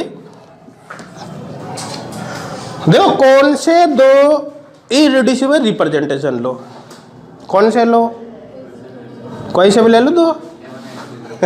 हाँ चलो A1 A2 ले लेता हूं, ठीक है ना। देखो अपन बात करते हैं इसी पॉइंट ग्रुप के। देखो फॉर C3V एग्जांपल ले लेते हैं, example for C3V point group. कौन से ले लो, A1 A2 ले लो। चलो A1 और A2 ले लेते हैं। देखो एक केस बना देता हूं। देखो for A1 and A2 irreducible representation, समझ में आ रहा है। देखो A1 A2, अब देखो इसको अप्लाई करना है, ध्यान देना। एक 1 by 1 सभी क्लासेस पर अप्लाई करना है। दो इररिड्यूसिबल रिप्रेजेंटेशन A1 A2, लेकिन अप्लाई इसको सभी क्लासेस के लिए आपको करना है। तो देखो सबसे पहले फर्स्ट क्लास में मतलब आइडेंटिटी वाले होगी, कितने ग्रुप एलिमेंट है, 1 हो गया, ये समझ में आ रहा है। फिर इस क्लास में देखो कौन से इररिड्यूसिबल रिप्रेजेंटेशन आपने लिया, A1 A2। तो देखो ये हो गया ith irreducible representation, character of ith irreducible representation. देखो इसका करेक्टर कितना है, 1 है, तो यहां पर होगा भाई 1, ये हो गया 1, समझ में आ रहा है। इनटू फिर character of jth irreducible representation, दूसरा कौन सा लिया आपने, A2, कितना है, 1 है। मेरे समझ ये समझ में आया नहीं आया, ये बताओ आप। तो आगे क्या लिखा हुआ है, समेशन। इसका मतलब क्या हुआ, जितनी भी क्लासेज है ना सब पर इसको अप्लाई करना है, समझ में आ रहा है। तो इसी को अब इस पे भी तो अप्लाई करूंगा। तो देखो इस क्लास के लिए देखो अब N1 Ni कितना है, तो है ना। यहाँ पर जब कंफ्यूज मत हो ना आप, ये दोनों ये तो क्या, क्योंकि क्लास तो एक ही है ना ये। तो यहाँ पर देखो कितना है, 2।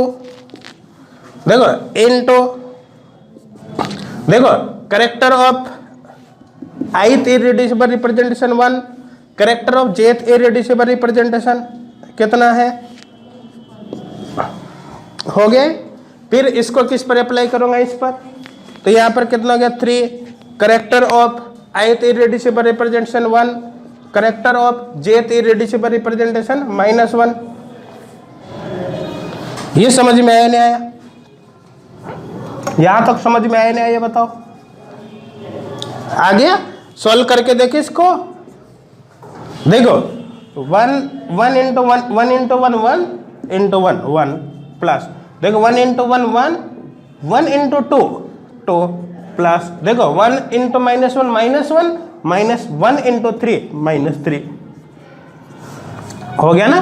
तो यहां पर कितना जाएगा, -3, इक्वल कितना होगा, आ रहा है नहीं आ रहा।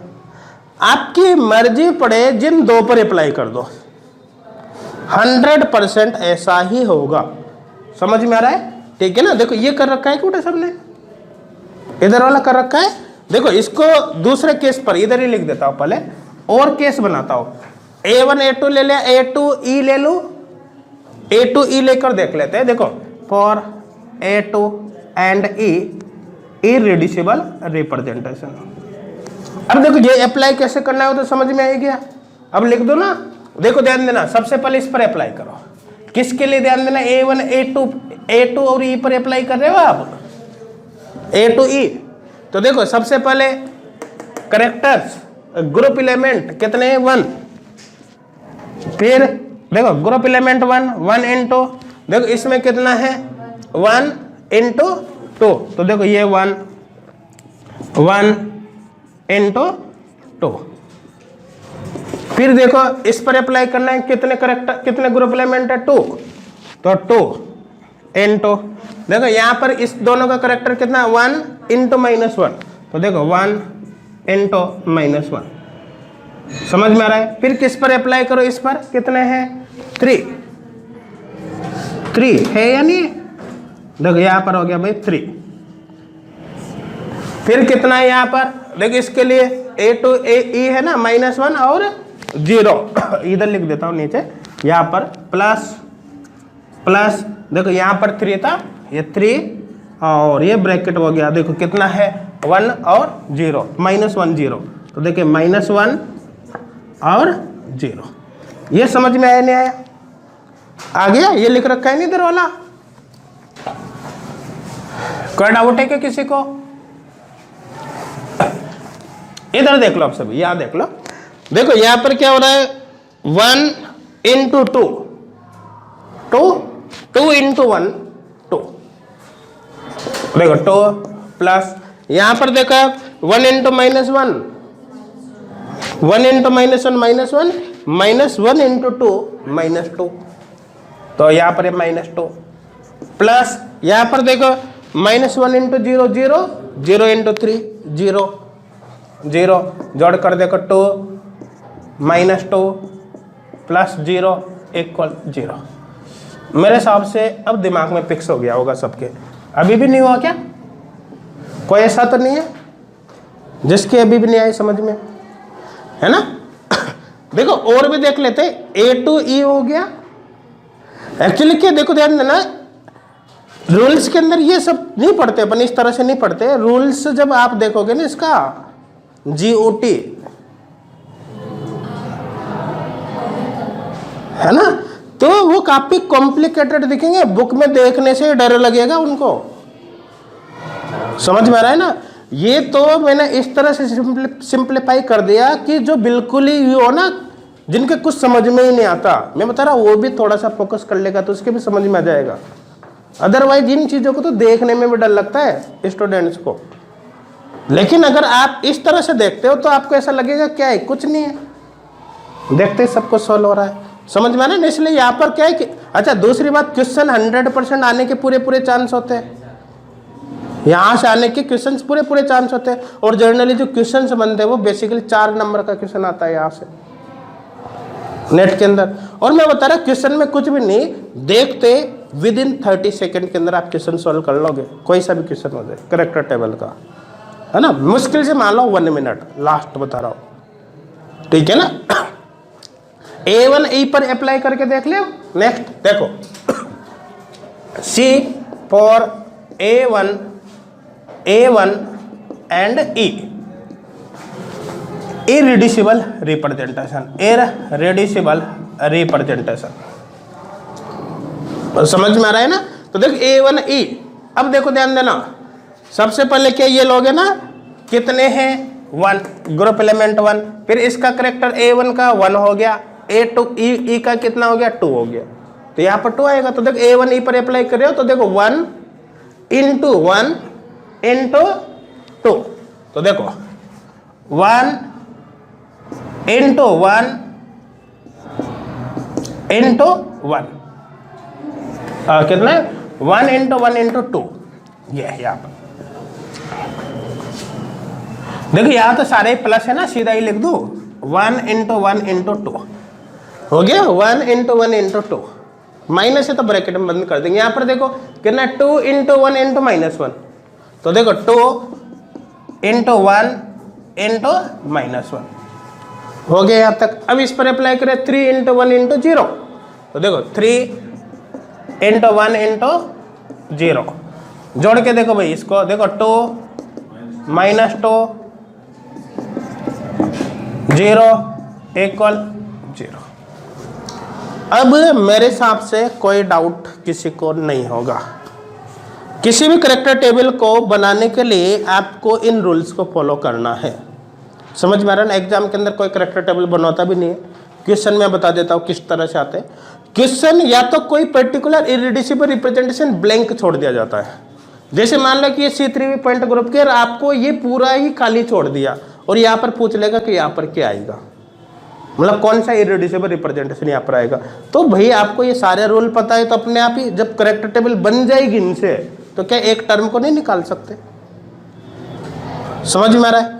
दूसरा क्वेश्चन ये भी हो सकता है कि जैसे आपको कभी कभी क्या करता है कि ये इररिड्यूसिबल रिप्रेजेंटेशन दे दिया किसी का, और यहाँ पर पूछ लिया बताए कि इसका सिंबल क्या होगा, मतलब मूल्यांकन सिंबल। तो मूल्यांकन सिंबल तो अपन देखेंगे भी, अपन ने पढ़ा नहीं हो, ठीक है ना, आगे देखेंगे किससे होता है, ठीक है ना।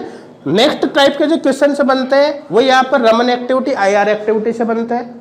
वो उनको कैसे डिटरमाइन करते हैं, उनके लिए आपको ये पार्ट 2nd, 3rd और 4th है वो हेल्प करता है। किसका? Raman activity and IR activity. और जो इलेक्ट्रॉनिक ट्रांजिशन होते हैं उनका भी पता आपको यहाँ से ही चलता है। तो सब अपन आगे देखेंगे। यहाँ तक कोई डाउट है क्या? नहीं ना। और नेक्स्ट टाइप का जो क्वेश्चन होता है ना वो इस तरह भी होता है, जैसे C3V पॉइंट ग्रुप है, इसके अंदर 2 डायमेंशनल इररिड्यूसिबल रिप्रेजेंटेशन 1 है। बताइए 1 डायमेंशनल कितना है, 3 डायमेंशनल कितने हैं, ठीक है ना। डायरेक्ट ये भी पूछ लेता है C3V पॉइंट ग्रुप के केस में 3 डायमेंशनल इररिड्यूसिबल रिप्रेजेंटेशन कितना है, 1 डायमेंशनल कितना है, 2 डायमेंशनल कितना है, इस तरह से भी पूछ लेता है। समझ में आ रहा है? ये टाइप्स ऑफ क्वेश्चन है कि जो यहाँ से बनते हैं। मेरे हिसाब से इसमें किसी को कोई डाउट नहीं होगा, ठीक है ना। देखो अभी अपना एम है केवल और केवल किस पार्ट को कवर करना, पार्ट 2nd को। अब देखो C2V पॉइंट ग्रुप के अपन करैक्टर टेबल बनाते हैं। अब C3V देखो ये तो अपन ने जितने भी रोल है ना वो समझे इसके थ्रू, बनाई नहीं है करैक्टर टेबल। अभी ध्यान देना, अभी अपन ने C3V पॉइंट ग्रुप के करैक्टर टेबल बनाना नहीं सीखा। अपन ने तो अभी जो रूल्स थे बनाने के उनको समझने के लिए इसको काम में लिया था, मतलब रिवर्स चले एक दूसरे अपन। अब आपको क्या करना है, इन्हीं रूल को काम में लेते हुए सबसे पहले आपको C2V पॉइंट ग्रुप के करैक्टर टेबल बनानी है, फिर उसके बाद देखेंगे अपन C3V की, फिर बाकी 1-2 की और देख लेंगे, ठीक है ना। चलो बनाओ अब C2V पॉइंट ग्रुप के करैक्टर टेबल बनाओ। देखो कर लेने यहाँ तक सबने कर ले। देखो करैक्टर टेबल बनाते समय आपको ये रूल है ना, इनको क्या करना है, फॉलो करना है। देखो मैं आपको एक बार रिपीट कर रहा हूँ क्या क्या करना है आपको। देखो सबसे पहली बात, करैक्टर टेबल जब भी आप बनाओगे ना, हमेशा सबसे पहले देख लो उस पॉइंट ग्रुप के कितनी क्लासेज बनती है। जितनी क्लासेज होगी उतने ही इररिड्यूसिबल रिप्रेजेंटेशन बनेंगे। क्लियर है यहाँ तक, ठीक है ना। एक इररिड्यूसिबल रिप्रेजेंटेशन हमेशा टोटली सिमेट्रिक होना ही होना है। एक इररिड्यूसिबल रिप्रेजेंटेशन हमेशा A1 ही होता है, मतलब टोटली सिमेट्रिक, जिसमें 1 1 1 1 इस तरह से आता है, ठीक है ना। फिर अपन बात करें आइडेंटिटी के स्क्वायर्स का सम हमेशा ऑर्डर के बराबर होता है। आइडेंटिटी के कैरेक्टर्स के स्क्वायर का सम हमेशा ऑर्डर के बराबर होता है। फिर पर्टिकुलर क्लास की बात करें तो पर्टिकुलर क्लास के लिए क्या करना है कि आपको क्या करना है, देखो पर्टिकुलर क्लास जैसे ये हो गई तो आपको क्या करना है, इन सभी कैरेक्टर के स्क्वायर का सम करके उसको ग्रुप एलिमेंट से मल्टीप्लाई करो, वो भी ऑर्डर के बराबर होता है। इन सभी कैरेक्टर के स्क्वायर का सम करके ग्रुप एलिमेंट से मल्टीप्लाई करोगे, वो भी ऑर्डर के बराबर होता है। इसी तरह आइडेंटिटी में भी देख सकते हो आप, लेकिन यहाँ पर 1 है इसलिए डायरेक्ट स्क्वायर का सम करोगे तब भी वही आएगा, क्योंकि यहाँ पर ग्रुप एलिमेंट 1 होता है। फिर अपन ने बात करें पर्टिकुलर इररिड्यूसिबल रिप्रेजेंटेशन के लिए, तो यहाँ पर क्या करना है आपको, देखो जैसे यही ले लिया A1, तो आप क्या करोगे इसमें, देखो ग्रुप एलिमेंट इंटू कैरेक्टर के square plus group element into character के square plus group element into character के स्क्वायर, है ना। इनको सम करने पर क्या आएगा, ऑर्डर के बराबर आएगा। फिर अपन ने बात करी किसकी, एनी टू इररिड्यूसिबल रिप्रेजेंटेशन, कोई से भी दो ले सकते हो, ये सब चेक कर ले अपन ने। तो यहाँ पर क्या करना है आपको, देख ग्रुप एलिमेंट इनटू इसका करेक्टर इनटू इसका करेक्टर, फिर प्लस ग्रुप एलिमेंट इनटू इसका करेक्टर इसका करेक्टर, फिर प्लस ग्रुप एलिमेंट इनटू इसका करेक्टर इसका करेक्टर, सभी को आपको सम करना है, लास्ट में तो 0 आएगा। ये रूल्स आपको फॉलो करने हैं। क्लियर हो गया होगा, ठीक है ना, कोई डाउट है क्या? अब इन्हीं रूल्स के बेसिस पर हम अब C2V पॉइंट ग्रुप की करेक्टर टेबल देखेंगे। यहां तक तो कर लेना, कंप्लीट हो गया ना।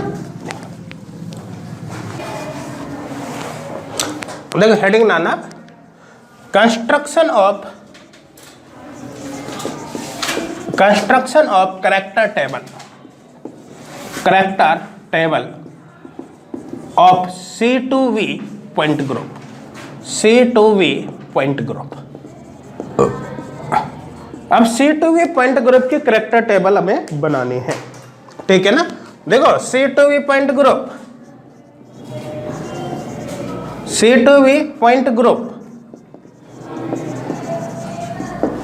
ठीक है। सबसे पहले बात करें इसका ऑर्डर H इक्वल, देखो CNV है ना, तो 2N, 2 इंटू N की वैल्यू 2 है, 4 हो गया, ठीक है ना। फिर अपन बात करें क्लासेज को किससे कैसे रिप्रेजेंट करते हैं ना, कैसे, ये क्या है क्लासेज बता रखा है ना। अब इसकी क्लासेज की अगर बात करें तो देखो ध्यान देना, यहाँ पर सिमेट्री एलिमेंट कौन कौन से, ग्रुप एलिमेंट कौन कौन से, ये देख ले पहले ग्रुप एलिमेंट लिख देता हूं। देख ग्रुप एलिमेंट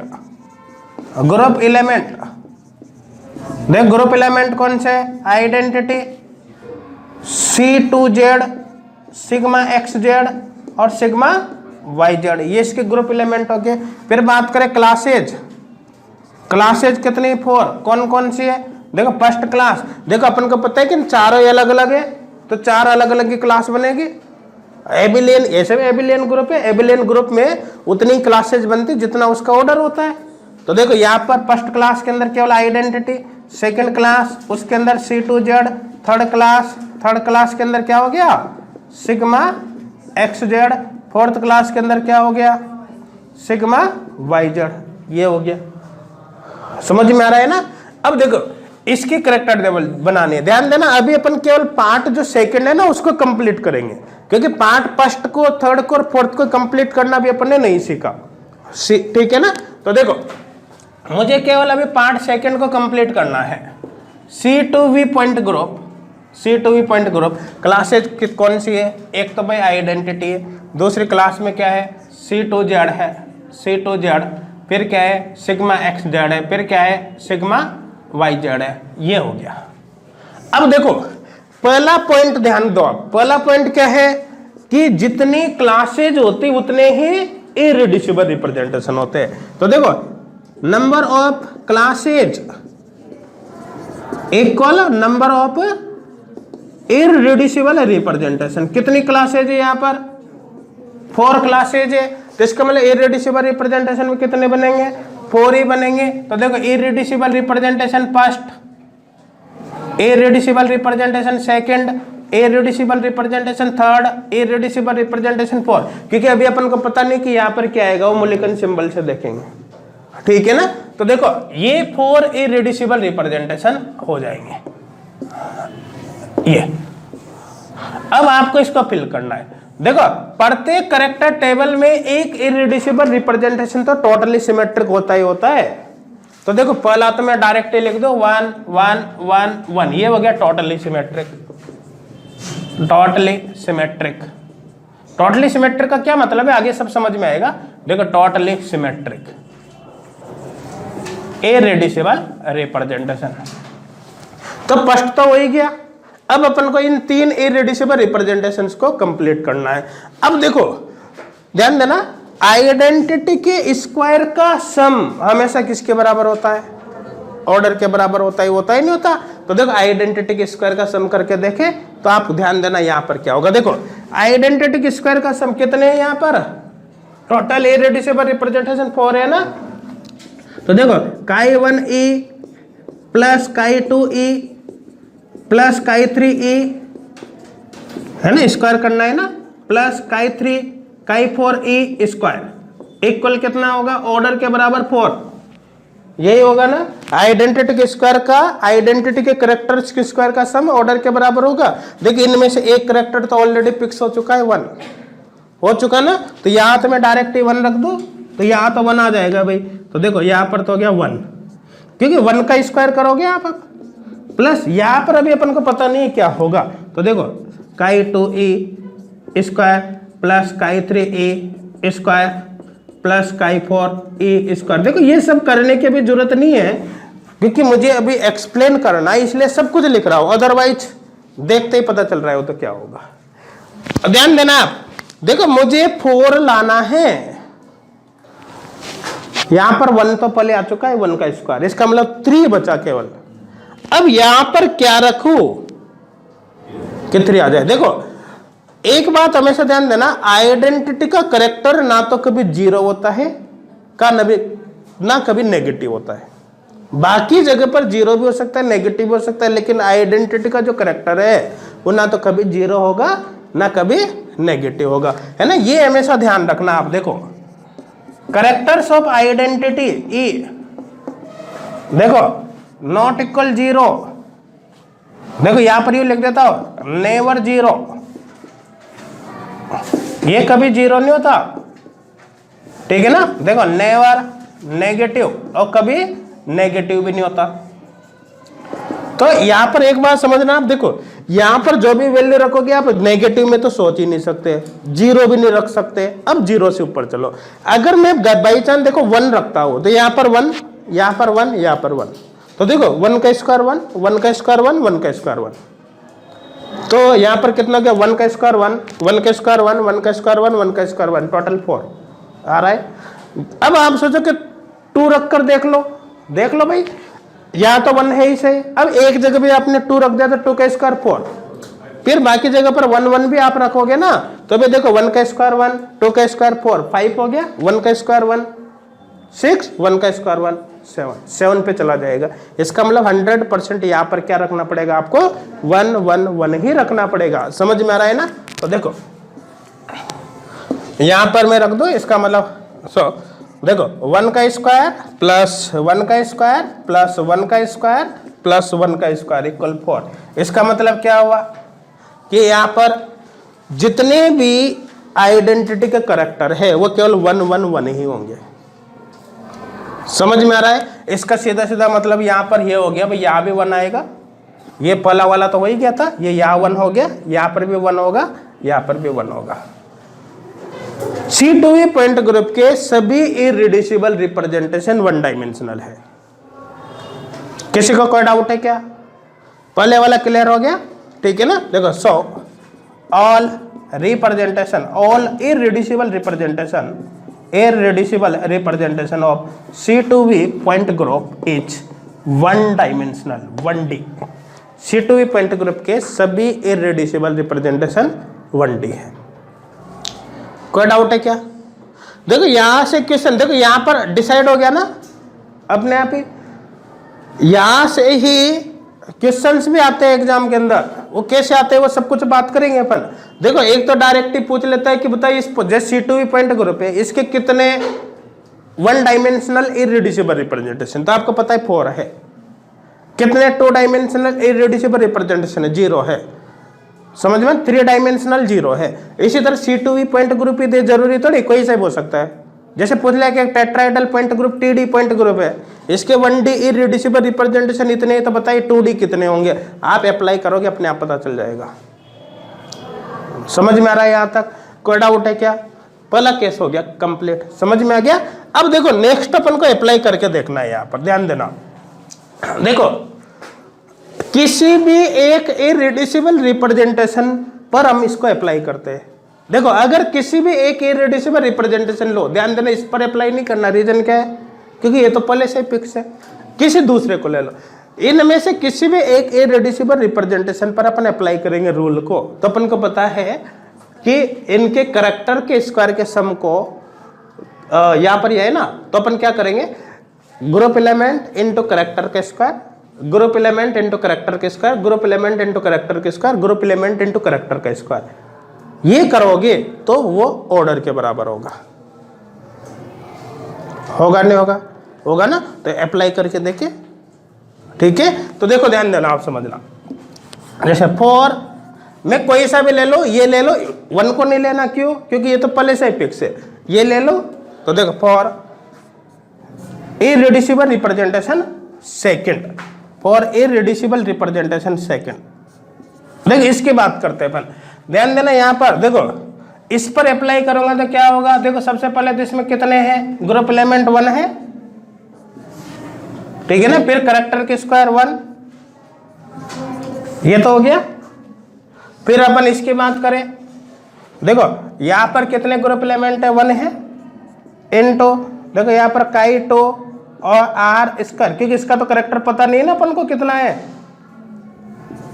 इसका करैक्टर थोड़ी पता है कि यहां पर कितना आएगा। फिर इसकी बात करें तो देखो यहां पर भी कितने ग्रुप एलिमेंट, इसमें 1 इनटू इसके लिए काई 3 हो गया, तो काई 3 इसका करैक्टर, इसका स्क्वायर, प्लस फिर किस पर अप्लाई करो, इस पर, इसमें कितने ग्रुप एलिमेंट 1 इनटू यहां पर कितने काई 3, काई 4 हो जाएगा, काई 4 इसके करैक्टर का स्क्वायर, और ये किसके बराबर होंगे भाई, ऑर्डर के बराबर, यहां से लिख देता हूं ना, प्लस 1 इनटू यहां पर हो जाएगा काई 4 आर का स्क्वायर, और ये किसके बराबर होगा, ऑर्डर, ऑर्डर कितना है, ऑर्डर 4 है। कोई डाउट है क्या? नहीं ना।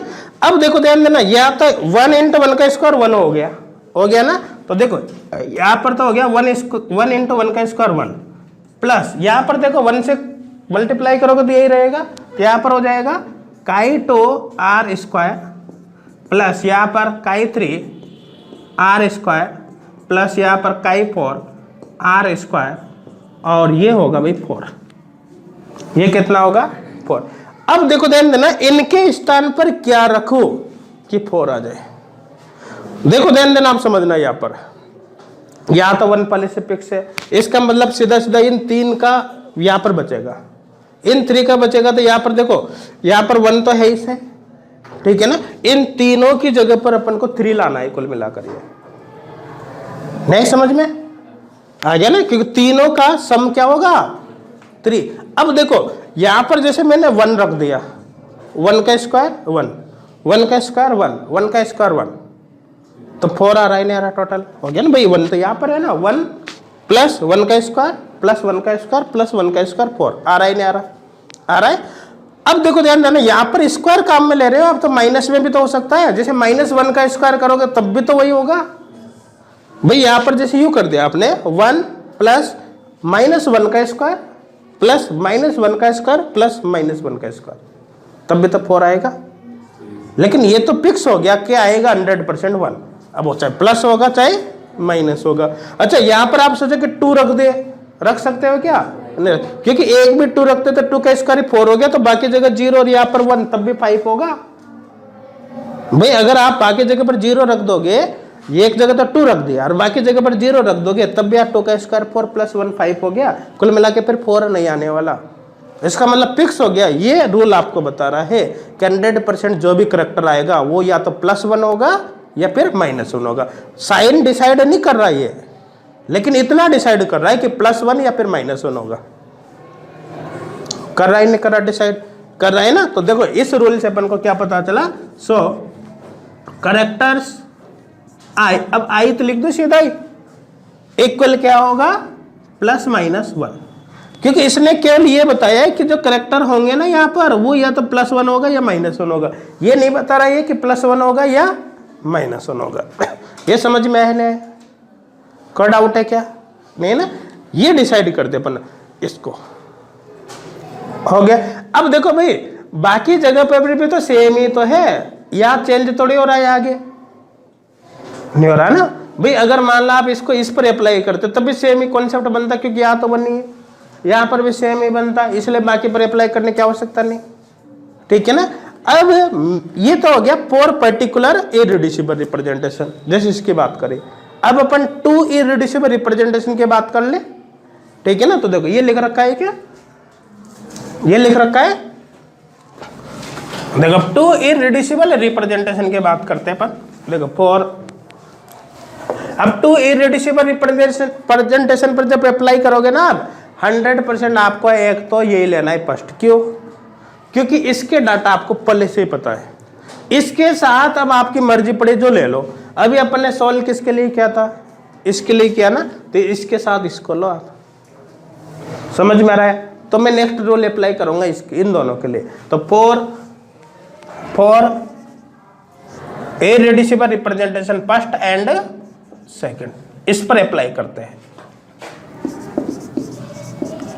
अब देखो, अगर दो इररेड्यूसिबल रिप्रेजेंटेशन पर आप अप्लाई करोगे तो फिर 0 आएगा, आगे आएगा ना। तो देखो ध्यान देना, यहां पर कैसे अप्लाई करना है।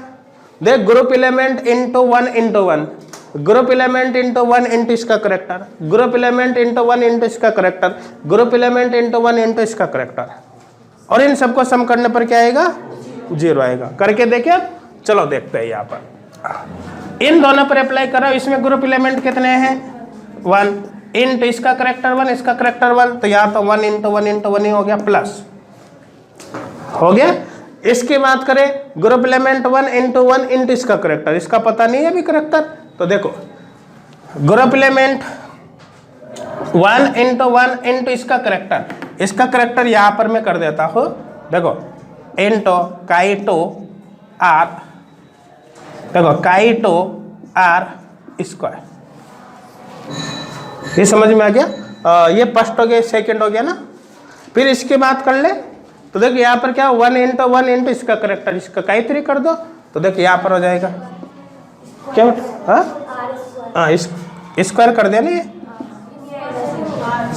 हाँ, इसमें स्क्वायर नहीं आएगा, सही ना।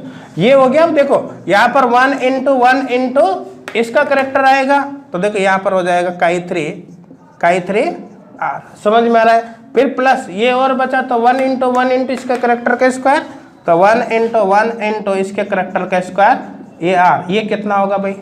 0। अब यहाँ पर ये तो फिक्स हो गया था कि या तो +1 होगा या -1 होगा, या तो +1 होगा या -1 होगा, ये तो फिक्स है इनमें से। समझ में आ रहा है ना? अब देखो, अगर मैं इसको सॉल्व करता हूं तो क्या होगा? देखो यहाँ तो 1 हो गया ना, यहाँ 1 इंटू 1, तो केवल यही बचा है भाई, काई 2 आर, प्लस यहाँ पर काई 3 आर, यहाँ पर काई 4 आर, इक्वल क्या होगा? 0। भाई बताओ, रखना आपको या तो +1 है या -1 है, इसके अलावा आप कुछ नहीं रख सकते, क्योंकि वो पहले डिसाइड हो चुका है। यहाँ पर बताओ कि +1 रखो, -1 रखो या दोनों रखो। देखो एक तो फिक्स है, यहाँ पर समी है, तो 100% दो, एक तो +1 है, इसे एक +1 और रख दो, और दो जगह -1 रख दो। इसके अलावा और पॉसिबिलिटी बनती ही नहीं है। देखो जैसे यहाँ 1 रख दे, यहाँ -1, यहाँ पर भी 1 कर दिया, और यहाँ पर -1 हो जाएगा 0। अगर मैं चाहूँ कि 3 जगह +1 करूंगा, एक जगह -1, तो फिर तो ज्यादा +1 हो जाएगा। मैं चाहूँ कि 3 जगह -1 करूंगा, एक जगह +1, तो -1 आएगा। हो गया ना? 1 -1 +0 तभी पॉसिबल है जब दो जगह तो आपको 1 रखना पड़ेगा, दो जगह -1 रखना पड़ेगा। तो यहाँ पर पता चल गया कि जो करेक्टर होंगे उनमें से 2 तो +1 होंगे और 2 -1 होंगे। ये समझ में आ रहा है नहीं आ रहा? ठीक है ना? तो यहाँ से अपन को इस रूल से क्या पता चला? देख, इस रूल से पता चल गया, देखो 100, ठीक है ना? देखो 2 करेक्टर्स, ये हो गया 1 एंड 2 करेक्टर्स, ये हो गए -1। यहां से क्या बताया कि दो जगह तो +1 आएगा और दो जगह क्या आएगा? -1 आएगा। ये समझ में आ रहा है नहीं आ रहा? कोई डाउट है क्या? तो देखो ध्यान देना, अब इसको फिल कर रहा हूं मैं, इधर देखना आप। दो जगह तो 1, तो एक तो पहले से लिखा, इसे एक को लिख, दो जगह क्या आएगा? -1। अब भाई क्योंकि अपन को पता है कि जो आइडेंटिटी के करेक्टर है सभी में 1 है, सभी में 1 है या नहीं?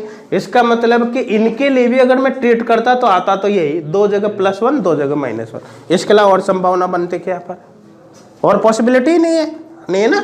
तो देखो यहाँ पर 1 1 -1 आया, इसका मतलब बाकी दो के अंदर यही आपको अरेंज करने पड़ेंगे। समझ में आ रहा है ना? तो देखो इसमें 1 1 -1 तो 1 -1 कर दो, और इसमें 1 -1 -1 कर दो। इसके अलावा और पॉसिबिलिटी है क्या? अच्छा, यहाँ पर डायरेक्शन से कोई फर्क नहीं पड़ता कि हम भाई पहले तो 1 1 -1 -1 लिया, फिर 1 -1 1 ही क्यों लिए? हम तो इसको यहाँ लिखेंगे 1 -1 1, उससे कोई फर्क नहीं पड़ता। मूल्यांकन सिंबल उसके अकॉर्डिंग चेंज हो जाएगा जब अपन निकालेंगे ना, यूं फर्क नहीं पड़ता। आपकी इच्छा हुई कि हम तो 1 -1 1 को यहाँ रखेंगे, रख दो भाई, इसका मूल्यांकन सिंबल जो बनेगा वही आ जाएगा, उससे ऊपर नीचे से कोई फर्क नहीं पड़ता। यहाँ पर क्लियर हो गया होगा मेरे हिसाब से, कोई डाउट नहीं होगा। ये करेक्टर टेबल किसकी हो गई? C2V पॉइंट ग्रुप की। ध्यान देना, केवल पार्ट सेकंड, कंप्लीट नहीं है। क्लियर हो गया होगा। पहला इरेड्यूसिबल रिप्रेजेंटेशन टोटली सिमेट्रिक होगा, ठीक है ना। फिर अपन ने इसकी बात कर ली तो आइडेंटिटी के करेक्टर के स्क्वायर का समय हमेशा h के बराबर होगा, उससे अपन को ये पता चल जाएगा। फिर उसके बाद अपन ने फर्स्ट को अप्लाई किया, इस पे एक रूल अप्लाई किया, कौन सा? पर्टिकुलर इरेड्यूसिबल रिप्रेजेंटेशन का।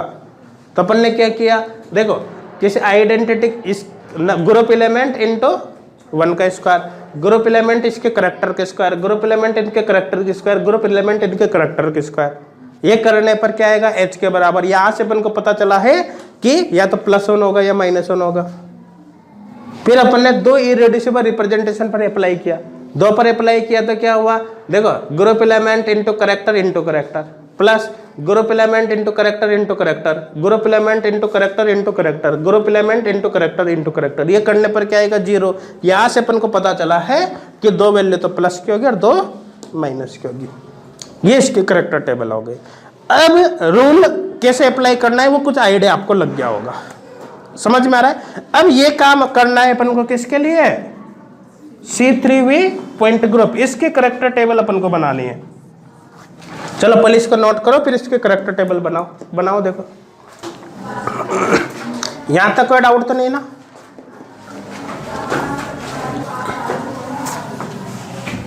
देख, हेडिंग डालना, the construction of character table of C3V point group।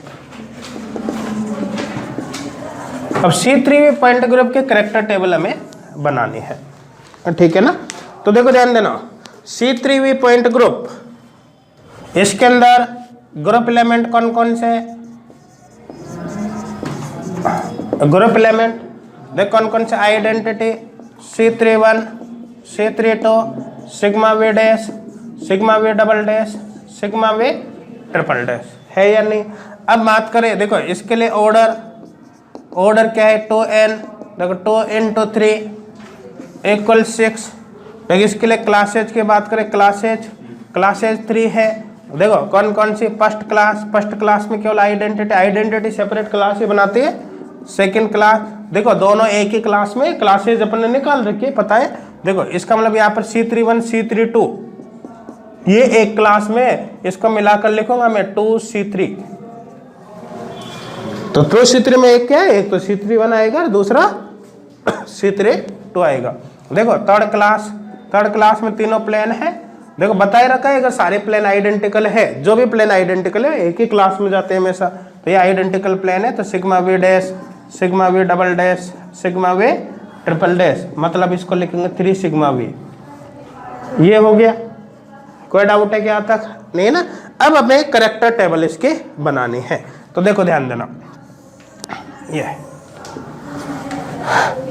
अच्छा यहाँ पर क्लासेज 3 है ना, तो इसका मतलब नंबर ऑफ इरेड्यूसिबल रिप्रेजेंटेशन भी कितने होंगे? 3 होंगे। जितनी क्लास उतने ही इरेड्यूसिबल रिप्रेजेंटेशन। तो देखो number of irreducible representation equal 3 होंगे, ठीक है ना।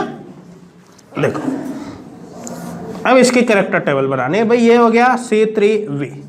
देखो यहाँ पर इरेड्यूसिबल रिप्रेजेंटेशन 1 2 और ये हो गया 3, ठीक है। क्लासेज कितनी? 3 है। देखो फर्स्ट क्लास में आइडेंटिटी, फिर क्या है 2C3, फिर क्या है 3 सिग्मा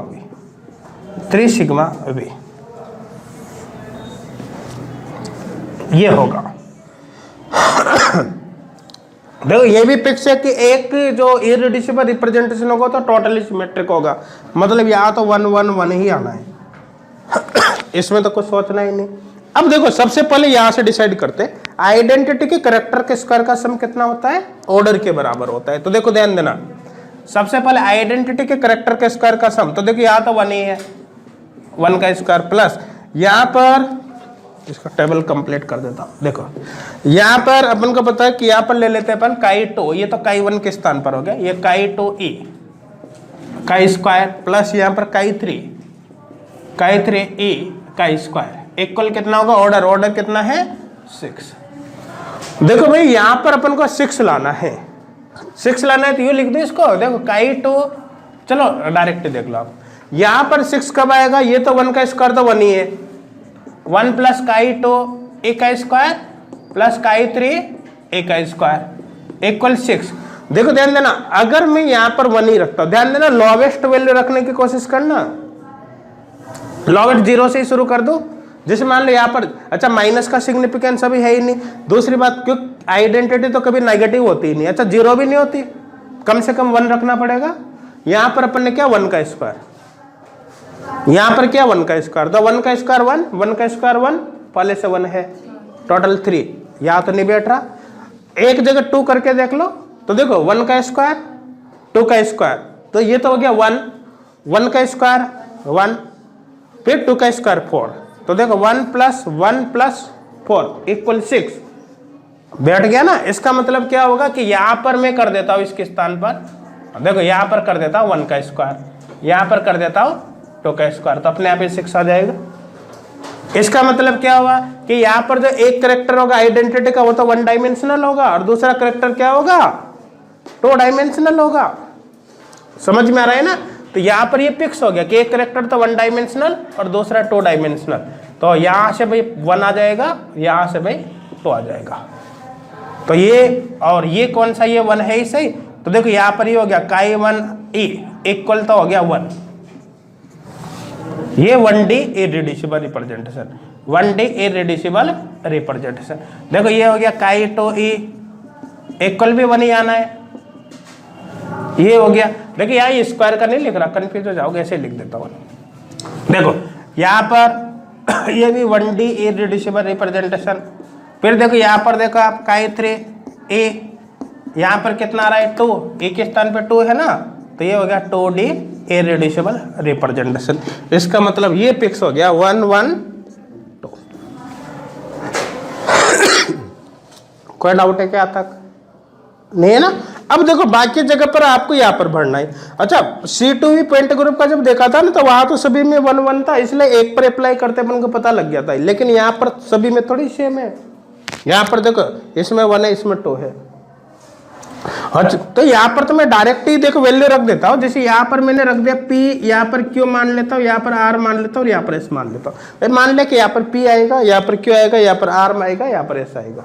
अब अपन को P Q R S की वैल्यू देखनी है, तो पहले मैं P Q की वैल्यू निकाल लूंगा, फिर R S की निकाल लूंगा, ठीक है ना। तो देखो सबसे पहले लिखता हूँ calculation of value of P and Q। P and Q की वैल्यू हमें निकालनी है। तो देखो P एंड Q कौन से में है, इररिड्यूसिबल रिप्रेजेंटेशन सेकंड में आ रहा है। तो देखो फॉर इररिड्यूसिबल रिप्रेजेंटेशन सेकंड, इसके लिए अप्लाई करें रूल को। अप्लाई करेंगे तो क्या होगा, देखो पर्टिकुलर इररिड्यूसिबल रिप्रेजेंटेशन के लिए क्या होता है, देखो इसमें करेक्टर ग्रुप एलिमेंट इनटू 1 का square plus group element into Q का P का square plus group element into Q का स्क्वायर, यही होगा ना। तो देखो यहाँ पर इसके लिए अप्लाई करना है ग्रुप एलिमेंट 1 इनटू 1 का square plus group element 2 into P का square plus group element 3 into Q का स्क्वायर, और ये किसके बराबर होगा भाई, किसके ऑर्डर के बराबर, ऑर्डर कितना है 6। तो देखिए यहाँ तो 1 हो जाएगा, 1 प्लस यहाँ पर 2P square plus 3Q square equal क्या होगा 6। ये समझ में आ रहा है यार भाई, यहाँ पर क्या रखो कि 6 आ जाए। देखो प्लस माइनस का सिग्निफिकेंस अभी नहीं होगा, रीजन क्या है, क्योंकि स्क्वायर है, माइनस रखोगे तब भी स्क्वायर। तो यहाँ से ये तो पता चलेगा अपन को कि वैल्यू इतनी हो सकती है, लेकिन यूँ पता नहीं चलेगा प्लस है या माइनस से। अब देखो समझना आप, यहाँ पर अपन को 6 लाना है, 1 ऑलरेडी है। देखो मैं यहाँ पर 1 ही रख दूं, 1 का स्क्वायर 1 इंटू 2, 2 हो गया, ठीक है। यहाँ पर भी क्या रख दो, 1 ही रख दो, 1 का स्क्वायर 1 इंटू 3, 3 हो गया। तो यहाँ पर देखो, यहाँ पर 1 रखते यहाँ पर 2 आ रहा है, यहाँ पर 1 रखते यहाँ पर 3 आ रहा है। इसका मतलब 1 + 2 + 3 = 6। अच्छा, वैल्यू लोवेस्ट रखने की कोशिश करना, 0 रखने की कोशिश करो आप। 0 पर तो किसी कंडीशन में नहीं बैठेगा, 6 कहीं पर भी रख दो। इसका मतलब क्या आएगा, या तो 1 आएगा या +1 आएगा या -1 आएगा। प्लस माइनस डिसाइड नहीं कर पा रहे क्योंकि आज स्क्वायर है। लेकिन ये पता चल गया कि यहाँ पर जो P की वैल्यू है वो या तो +1 होगी या -1 होगी। इसी तरह जो Q की वैल्यू है वो या तो +1 होगी या -1 होगी। इतना अपन को यहाँ से पता चल गया, समझ में आ रहा है। अब प्लस होगी या माइनस होगी, उसके लिए आप 2 इररिड्यूसिबल रिप्रेजेंटेशन से चेक करना पड़ेगा, 0 लाना पड़ेगा आपको। तो एक तो 100% आपको यही लेना है क्योंकि इसकी वैल्यू आपको पता है। इनमें से अब एक जिसके लिए आपको चेक करना है, पी क्यू चेक करना है, तो सेकंड ले लो। तो अब रूल को अप्लाई करूंगा 2 के लिए, ठीक है ना। तो देखो यहाँ पर हो गया for irreducible representation first and second, ये हो गया इररिड्यूसिबल रिप्रेजेंटेशन। इसके लिए अप्लाई करना है तो क्या होगा, ध्यान देना। इसके लिए कैसे अप्लाई करेंगे, देखो group element into 1 into 1, group element into 1 into P, group element into 1 into Q equal 0 होगा, नहीं होगा। तो ग्रुप एलिमेंट कितना है, 1 into 1 into 1, 1 into 1 plus group element 2 into 1 into P. तो देखो 2 into 1 into P plus group element 3 into 1 into Q. तो देखो group element 3 into 1 into Q equal कितना होगा, 0 होगा, होगा नहीं होगा, होगा ना 0। अब देखो यहाँ पर हो गया 1 प्लस यहाँ पर हो गया 2p प्लस यहाँ पर हो गया 3q इक्वल कितना होगा भाई, 0। ये तो अपन को पहले से ही पता था कि p और q के स्थान पर या तो 1 आएगा या -1 आएगा, लेकिन ये पता नहीं कि +1 आएगा या -1 आएगा। यहाँ पर स्क्वायर वाला चक्कर भी नहीं है ना। तो देखो मैंने सपोज करो दोनों की जगह माइनस रख दिया, माइनस p के स्थान पे -1, q के स्थान पे -1, तो वैल्यू नेगेटिव में चली जाएगी, 0 नहीं आएगा। दोनों के स्थान पे प्लस रखूंगा तो वैल्यू पॉजिटिव में जाएगी। अब एक के स्थान पे प्लस, एक के स्थान पे माइनस रखो, यहाँ +1 रख दिया, यहाँ +1 रखते देखो 1, यहाँ +1 रखते 2 इंटू 1 2, 2 + 1 3 हो गया। यहाँ -1 रख दो तो -1 इंटू 3 -3, यहाँ पर +3 -3 0। आप उल्टा रख कर देखो, यहाँ पर रखो +1, यहाँ पर रखो -1, यहाँ +1 रखता हो तो 3 आएगा, यहाँ पर -1 रखता हो तो 2, -1 रखता हो तो यहाँ +1 रखता हो तो 3, यहाँ पर -1 रखता हो तो -2। तो देखो 1 + 3 4, 4 - 2 +2, इसका मतलब नहीं आ रहा 0। तो ये फिक्स हो गया कि इससे अपन को पता चल गया कि यहाँ पर तो +1 आएगा, यहाँ पर -1 आएगा। तो इससे अपन को पता चल गया कि P = +1, Q = -1। देखो हुआ नहीं हुआ, डिसाइड हो गया। तो यहाँ पर देखो P के स्थान पर +1 आएगा, Q के स्थान पर -1 आएगा। ये P के स्थान पर +1, Q के स्थान पर +1, प्लस लिखने की जरूरत नहीं होती, 1 हो जाएगा ना। Q के स्थान पर -1। यहां तक कोई डाउट है क्या? अब सेम पैटर्न से अपन किसकी वैल्यू डिसाइड कर लेंगे, R एंड S की। ये लिख रखा है बेटा सबने, क्या हो गया भाई, देखो ये लिख रखा है, सबने लिख रखा है ना। चलो यहां पर बना रहा हूं मैं,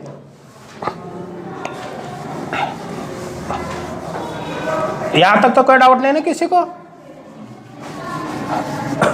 देखो calculation of value of R and S, तो calculation of value of R and S, आपको R और S की वैल्यू कैलकुलेट करनी है, ठीक है ना। तो बिल्कुल सेम R S की वैल्यू, जैसे यहाँ पर अपन ने इररिड्यूसिबल रिप्रेजेंटेशन सेकंड पर अप्लाई किया है, अब आपको R S चाहिए तो किसमें, थर्ड में है ना, थर्ड पर अप्लाई करो उसी को, ठीक है ना। तो देखो फॉर इररिड्यूसिबल रिप्रेजेंटेशन थर्ड है, ये इस पर अप्लाई करें। तो देखो ध्यान देना, इस पर अप्लाई करेंगे तो क्या होगा, देखो करेक्टर यहाँ पर ग्रुप एलिमेंट 1 इंटू 2 का square plus group element 2 into r का square plus group element 3 into s का स्क्वायर इक्वल किसके बराबर, ऑर्डर के बराबर। ऑर्डर कितना है, एच है ना, मतलब 6 है। अभी लिख देंगे यहाँ पर, देखो 2 का स्क्वायर 2 का square 4 into 1 4 plus 2r square plus 3s square equal 6। Order 6 है, हो गया। यहां से डायरेक्ट देख लो 2r square plus 3s square equal, देखो ये 4 इधर जाएगा तो माइनस में जाएगा ना, 6 माइनस 4 इक्वल 2 होगा, नहीं होगा। अब देखो ध्यान देना, यहां पर वैल्यू रखनी है मुझे। देखो मान लो किसके स्थान पर 0 से शुरू करो, दोनों के स्थान पे 0 रखोगे तो 0 तो आएगा ही नहीं, या 2 तो आएगा ही नहीं।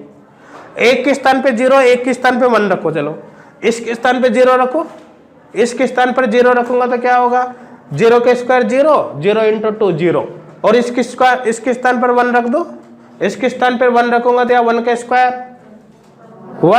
1 इंटू 3 2 आ रहा है क्या, नहीं आ रहा। उल्टा करके देखो, इसके स्थान पे 0 रखो, इसके स्थान पे 0 रखते पूरे टर्म 0 हो जाएगी, और यहाँ पर देखो यहाँ पर 1 रखो, 1 का स्क्वायर 1 इंटू 2 आ रहा है, नहीं आ रहा। यहां से फिक्स हो गया कि एस के स्थान पर तो 0 आना है भाई, और आर के स्थान पर ये फिक्स है, +1 भी हो सकता है और -1 भी, क्योंकि स्क्वायर करोगे भाई तो -1 का स्क्वायर भी 1 ही होगा, +1 का भी 1 ही होगा। इतना फिक्स हो गया यहां से कि आएगा या तो +1 या -1, लेकिन प्लस है या माइनस है फिक्स नहीं हो रहा। यहां तो फिक्स हो गया, एस की जगह तो 0 आना है। कोई डाउट है क्या, नहीं है? ये कर ले, ये कर रखा है नहीं। देखो अब मुझे यहां पर यह डिसाइड करना है कि +1 आएगा या -1, तो इसके लिए क्या करूंगा, 2 पर अप्लाई करना पड़ेगा। 2 में से मैं आपको पहले ही बता चुका हूं कि एक तो हमेशा फर्स्ट ही लो। रीजन क्या है, क्योंकि इसमें कोई कंफ्यूजन नहीं है, 1 1 1 इस तरह से आएगा, ठीक है ना। तब इसके लिए देखनी वैल्यू, तो आप इसके साथ ये ले लो, इसके साथ ये ले लो। तो यहां पर irreducible representation first and third लेना है, ठीक है ना। तो देखो for irreducible representation first and third, for irreducible representation first and third, ठीक है ना। For irreducible representation first and third, इसके लिए देखना है। अब देखो फर्स्ट एंड थर्ड पर अप्लाई करेंगे तो क्या होगा, इधर देखो group element into 1 into 2, group element into 1 into r, group element into 1 into S equal 0। तो ग्रुप एलिमेंट कितना है, 1 into 1 into 2 plus group element कितने हैं, 2 into 1 into R plus group element कितने, 3 इंटू 1 इंटू एस इक्वल कितना होगा, 0। समझ में आ रहा है ना। तो देखो ये तो हो गया भाई 2 प्लस ये हो गया 2r, ये हो गया 3s इक्वल कितना होगा, 0। ये भी फिक्स, s की वैल्यू पहले डिसाइड हो गई थी कितने, 0। तो s के स्थान पे 0 रख दो, s के स्थान पे 0 रखो, तो देखो यहाँ पर 2 प्लस 2r प्लस 3 इंटू 0, 0 लिख दो सीधा 0, ठीक है ना। तो यहाँ पर क्या होगा भाई, देखो 2r इक्वल -2, इधर जाएगा तो माइनस में जाएगा ना, तो r इक्वल -2/2 इक्वल -1। डिसाइड हो गई r की वैल्यू। s की वैल्यू तो हो गई भाई 0, r की वैल्यू हो गई -1, ये r की वैल्यू -1, ये हो गया यहाँ पर। मेरे हिसाब से अब कोई दिक्कत नहीं होगी। ये कर रखा है नीचे वाला, खा तक का लिखा था ना, ये कर रखा है, नीचे का कर रखा है ना नोट, देखो यहां से। तो मेरे हिसाब से क्लियर हो गया होगा कि किस तरह से अपन ने यहाँ पर P, Q, R and S की वैल्यू निकाली है, ठीक है ना। तो इसको मैं दोबारा बना रहा हूँ, ये C3V और आइडेंटिटी 2C3 3 सिग्मा V, और यहाँ पर हो गया भाई ये इररेड्यूसिबल रिप्रेजेंटेशन फर्स्ट सेकंड और ये थर्ड, ठीक है ना। ये यहाँ पर हो गया, और देखो ये, ठीक है ना। देखो यहाँ पर क्या आया 1 1 1, यहाँ पर क्या आ गया 1 1 -1 1 1 और -1, यहाँ पर कितना आ गया, यहाँ पर आ गया 2 -1 0, 2 -1 0। ये करेक्टर टेबल, ध्यान देना करेक्टर टेबल का ये केवल सेकंड पार्ट है, कंप्लीट नहीं है। कंप्लीट कैसे करेंगे वो सब अपन देखेंगे 1 by 1। ये क्लियर है, ठीक है ना। अब आपको करेक्टर टेबल बनानी है, देखो पॉइंट करो C1 CS CI CI C2, इन पॉइंट ग्रुप के करेक्टर टेबल बनाओ। चलो बनाओ जल्दी से, बनाकर देख ले कि भी सबने बना ली। चलो इधर देख लो,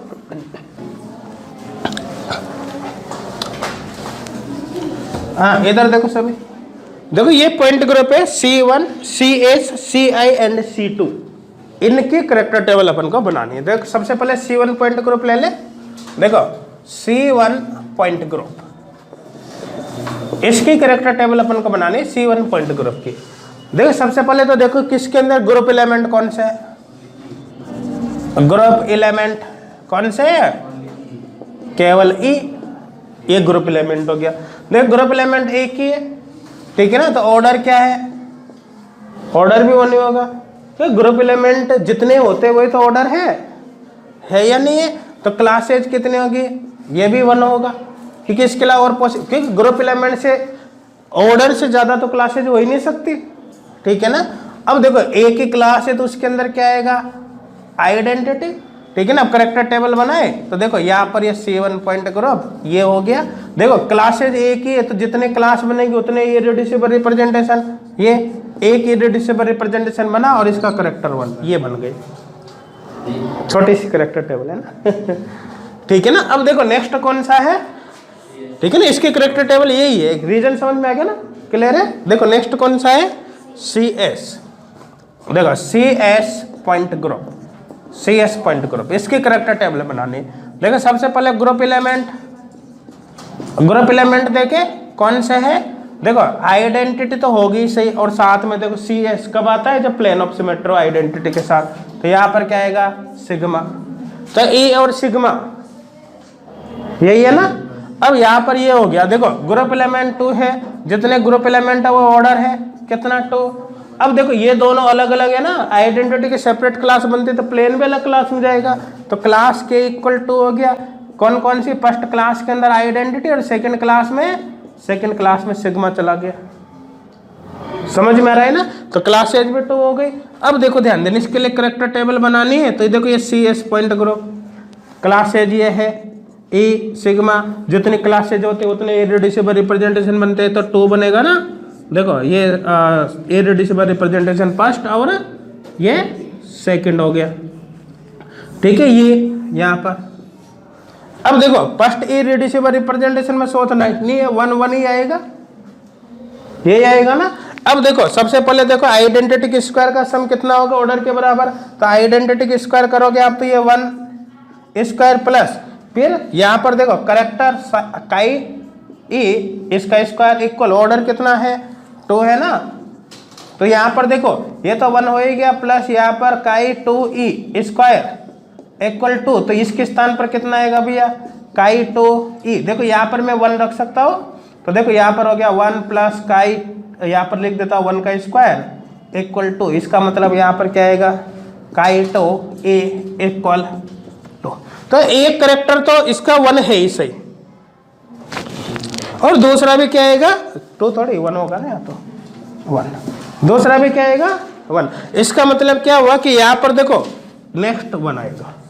अब ध्यान देना, देखो आइडेंटिटी के करेक्टर के स्क्वायर का सम ऑर्डर के बराबर होता है, ऑर्डर कितना है, 2 है ना, डायरेक्ट देख लो, 1 का स्क्वायर प्लस 1 का स्क्वायर, 1 का स्क्वायर 1 प्लस 1 का स्क्वायर 1, 1 प्लस 1 2 आ गया।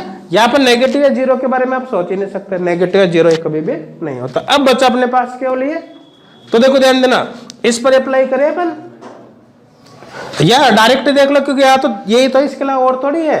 आप देख लो, देखो 2 पर अप्लाई कर दो सीधा ही, तो क्या होगा, 2 इररेड्यूसिबल रिप्रेजेंटेशन पे अप्लाई करेंगे तो 1 into 1 into 1 plus 1 into 1 into, और यहाँ पर कुछ भी मान लो, जैसे x है यहाँ पर सपोज करो, तो 1 इंटू 1 इंटू x इक्वल कितना होगा, 0।